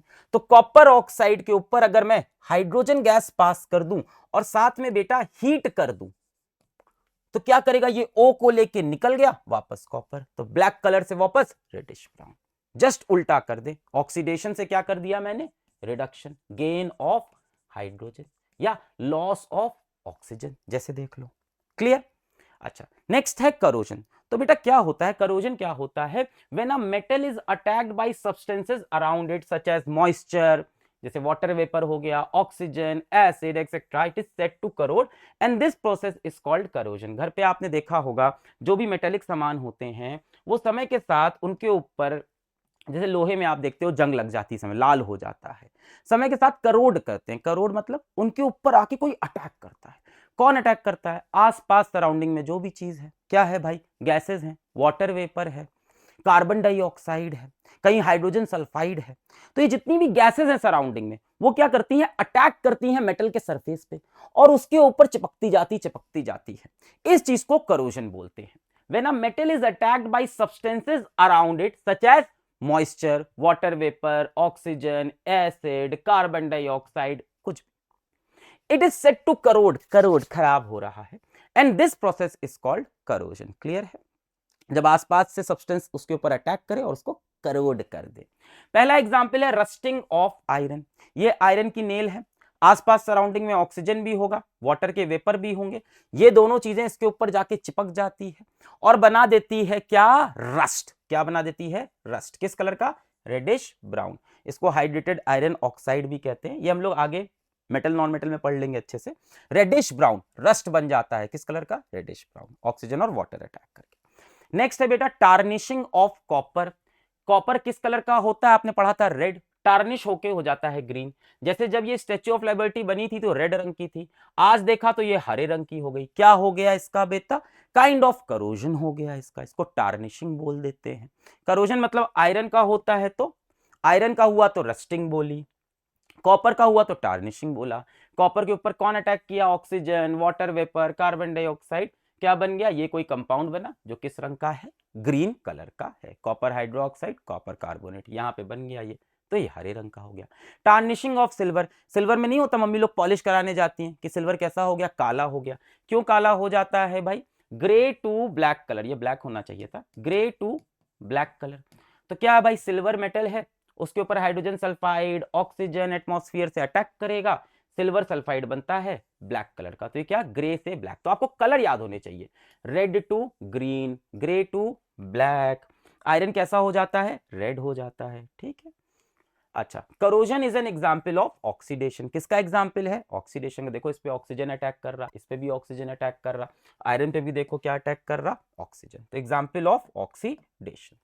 Next है रेंसिडिटी। रेंसिडिटी क्या होता है बेटा, आपने घर में देखा होगा कि चिप्स लेके आते हो, पैकेट खोलते हो, खाते हो, मान लो खेलने चले गए, फिर वापस आए तो चिप्स खाया, टेस्ट बड़ा खराब से आ रहा है, वो चिप्स मान लो खुला छोड़ दिया, एक दिन बाद खाया, अरे यार खट्टा सा हो गया, महला गया, कुरकुरा भी नहीं रहा है, तो इसको बोलते हैं रेंसिडिटी। क्या होता है, चिप्स हो गया, खाने का सामान हो गया, इसमें होता है ऑयल, इसीलिए नहीं खाना चाहिए ज्यादा, ये सब पाम ऑयल होता है, ऑयल। इस ऑयल का हो जाता है ऑक्सीडेशन, और इस ऑयल का जब ऑक्सीडेशन होता है तो इसको हम बोलते हैं रेंसिडिटी। किसका होता है, द टेस्ट और smell of food material containing fat या oil changes when it is left expose to air for a long time. समझ में आ गया कि टेस्ट भी बदल जाता है, बदबू भी आने लगती है उसमें से, खराब हो गया, महला गया, सड़ गया। Containing fat oil changes when it is left expose to air for a long time. क्या होता है, oxidation of fat oil present in food material causes rancidity. क्या हो जाता है, रेंसिडिटी हो जाता है। ये जो फूड है ये रेंसिड हो जाता है, खट्टा हो जाता है, सड़ जाता है। क्यों, क्योंकि इसके अंदर जो ऑयल है फूड में वो ऑक्सीडाइज हो जाता है। अब बात आती है इसको हम बचाएं कैसे। पहला तरीका है कि इस खाने को हम तगड़े एंटीऑक्सीडेंट्स के पास में रख दें। एंटीऑक्सीडेंट्स ये सारी चीजें होती हैं, जैसे आपका एलमंड हो गया, टर्मरिक हो गया, ये सारी चीजें आपकी एंटीऑक्सीडेंट। अब एंटीऑक्सीडेंट क्या करते हैं, किसी चीज को ऑक्सीडाइज नहीं होने देते। पहला तरीका है एंटीऑक्सीडेंट रख दो जो ऑक्सीडेशन रोके। दूसरा क्या है, एयर टाइट कंटेनर यूज करो, एकदम हवा बंद। देखा होगा नमकीन नमकीन मम्मी लोग किसमें रखती हैं, एकदम हवा बंद डिब्बे में, कि हवा ही अंदर नहीं जाएगी, ऑक्सीजन ही अंदर नहीं जाएगी, तो ऑक्सीडेशन इसके फैट या ऑयल का नहीं, तो एयर टाइट कंटेनर। तीसरा आपने देखा होगा चिप्स के पैकेट में क्या होता है, हवा ज्यादा चिप्स कम, तो वो हवा में क्या भरते हैं, नाइट्रोजन भर देते हैं। चिप्स बैग्स क्या होते हैं, flushed with nitrogen gas. Nitrogen gas क्यों भर देते हैं, ताकि अंदर ऑक्सीजन गैस ना घुस पाए, अंदर चिप्स पे जो ऑयल है उसका ऑक्सीडेशन ना हो पाए, इसलिए एकदम टाइट रहते हैं, एकदम नाइट्रोजन गैस। तो ये तीन तरीके हो गए, एंटीऑक्सीडेंट डाल दो, एयर टाइट कंटेनर यूज कर लो, या फ्लश विद नाइट्रोजन गैस कर दो, तो रेंसिडिटी नहीं होगी। लास्ट टॉपिक है आपका केमिकल चेंज और फिजिकल चेंज। बहुत सिंपल है बेटा। केमिकल चेंज का मतलब कहीं पे अगर केमिकल रिएक्शन होगा तो केमिकल चेंज है, बहुत सिंपल। और केमिकल रिएक्शन का मतलब क्या था, केमिकल रिएक्शन का मतलब था न्यू केमिकल फॉर्म्ड। अगर कहीं कोई न्यू केमिकल बनेगा तो chemical change, otherwise physical change. आपसे एग्जाम में कोई भी क्वेश्चन आए, केमिकल चेंज है फिजिकल चेंज, अगर नया केमिकल बन रहा तो केमिकल चेंज। आ नहीं रहा है वैसे बोर्ड के अंदर, काफी टाइम से नहीं आ रहा है, फिर भी पढ़ा देते हैं, किताबों में रहता है। शेप साइज कलर में also change, new chemicals are formed. जैसे बर्निंग ऑफ पेपर, बेटा पेपर को जलाओगे तो कार्बन डाइऑक्साइड गैस निकल के आएगी, ये क्या हो गया, नया केमिकल हो गया। फर्मेंटेशन ऑफ ग्रेप्स, ग्रेप्स में क्या होता है बेटा, जो सुगर होती है, मीठी मीठी होती है ना ग्रेप्स, ये अल्कोहल बन जाती है, शराब बनती है ना इससे, गंदी चीज। सारिंग ऑफ मिल्क, मिल्क में क्या होता है बेटा, मिल्क में भी एक अलग तरह की सुगर होती है, मिल्क खट्टा नहीं हो जाता है, सार हो गया, तो मिल्क में यार एक अलग तरह की शुगर होती है जो लैक्टिक एसिड बन जाती है, जो खट्टा खट्टा लगता है वो लैक्टिक एसिड का टेस्ट है। यही चीज कर्ड में हो जाती है। रस्टिंग ऑफ आयरन, आपने देखा ही कि आयरन के ऊपर ऑक्सीजन वाटर वेपर अटैक करके एक नया कंपाउंड बनाते हैं, hydrated ferric oxide. Food digestion, अभी आपने थोड़ी देर पहले देख ही लिया कि अलग अलग केमिकल मिल जाते हैं फूड के अंदर, तब रेस्पिरेशन होता है। फूड कुकिंग में अलग अलग गैसेस निकलती हैं। रेस्पिरेशन आपने देख लिया भाई कि ग्लूकोज क्या होता है, टूट के कार्बन डाइऑक्साइड वाटर एनर्जी निकालता है। केमिकल बैटरी, इसमें क्या होता है बेटा, जो केमिकल एनर्जी होती है वो किस में चेंज होती है, इलेक्ट्रिकल एनर्जी में चेंज हो जाती है। बेकिंग ऑफ अ केक, तो बेटा बेकिंग ऑफ केक में भी बहुत सारे केमिकल रिएक्शन हो रहे होते हैं। नेक्स्ट है फिजिकल चेंज, सिंपल बात, जहां कोई नया केमिकल ना बने, no new chemical are form, जहां केमिकल रिएक्शन ना हो। जैसे बॉइलिंग वाटर, पानी को बॉयल किया तो ये क्या था, पानी क्या था, H2O, वाटर वेपर भी क्या बना, H2O, तो केमिकल चेंज नहीं है। मेल्टिंग ऑफ आइस, आइस भी क्या होता है, H2O, और वाटर भी क्या होता है, H2O, नया केमिकल नहीं। मेल्टिंग ऑफ वैक्स, ये याद रखना। बर्निंग ऑफ कैंडल क्या है, केमिकल चेंज, क्योंकि कैंडल का बर्न पूछा है, तो burning of candle chemical change. पर मेल्टिंग ऑफ वैक्स क्या है, फिजिकल, क्योंकि वैक्स क्या थी भाई, सॉलिड स्टेट में थी, सॉलिड स्टेट से मेल्ट करके लिक्विड स्टेट में चली गई, तो melting of wax is physical change, but burning of candle is chemical change. याद रखना, क्यों, बर्निंग ऑफ कैंडल में कार्बन डाइऑक्साइड गैस वगैरह निकलती है। फिर क्या है, क्रशिंग ऑफ पेपर, मोड़ दिया, शेप साइज चेंज। क्रिस्टलाइजेशन, कोई चीज क्रिस्टल बन गया। यहां पे बेटा ये चैप्टर होता है समाप्त। अगर किसी ने पूरा लेक्चर लिखा है तो कमेंट में लिख देना भाई आई विल विन, और बताना ये चैप्टर समझ में आया कि नहीं। अब जाके इसके सारे सवाल सॉल्व कर डालो, पढ़ाई करते रहे, ऑल द वेरी बेस्ट।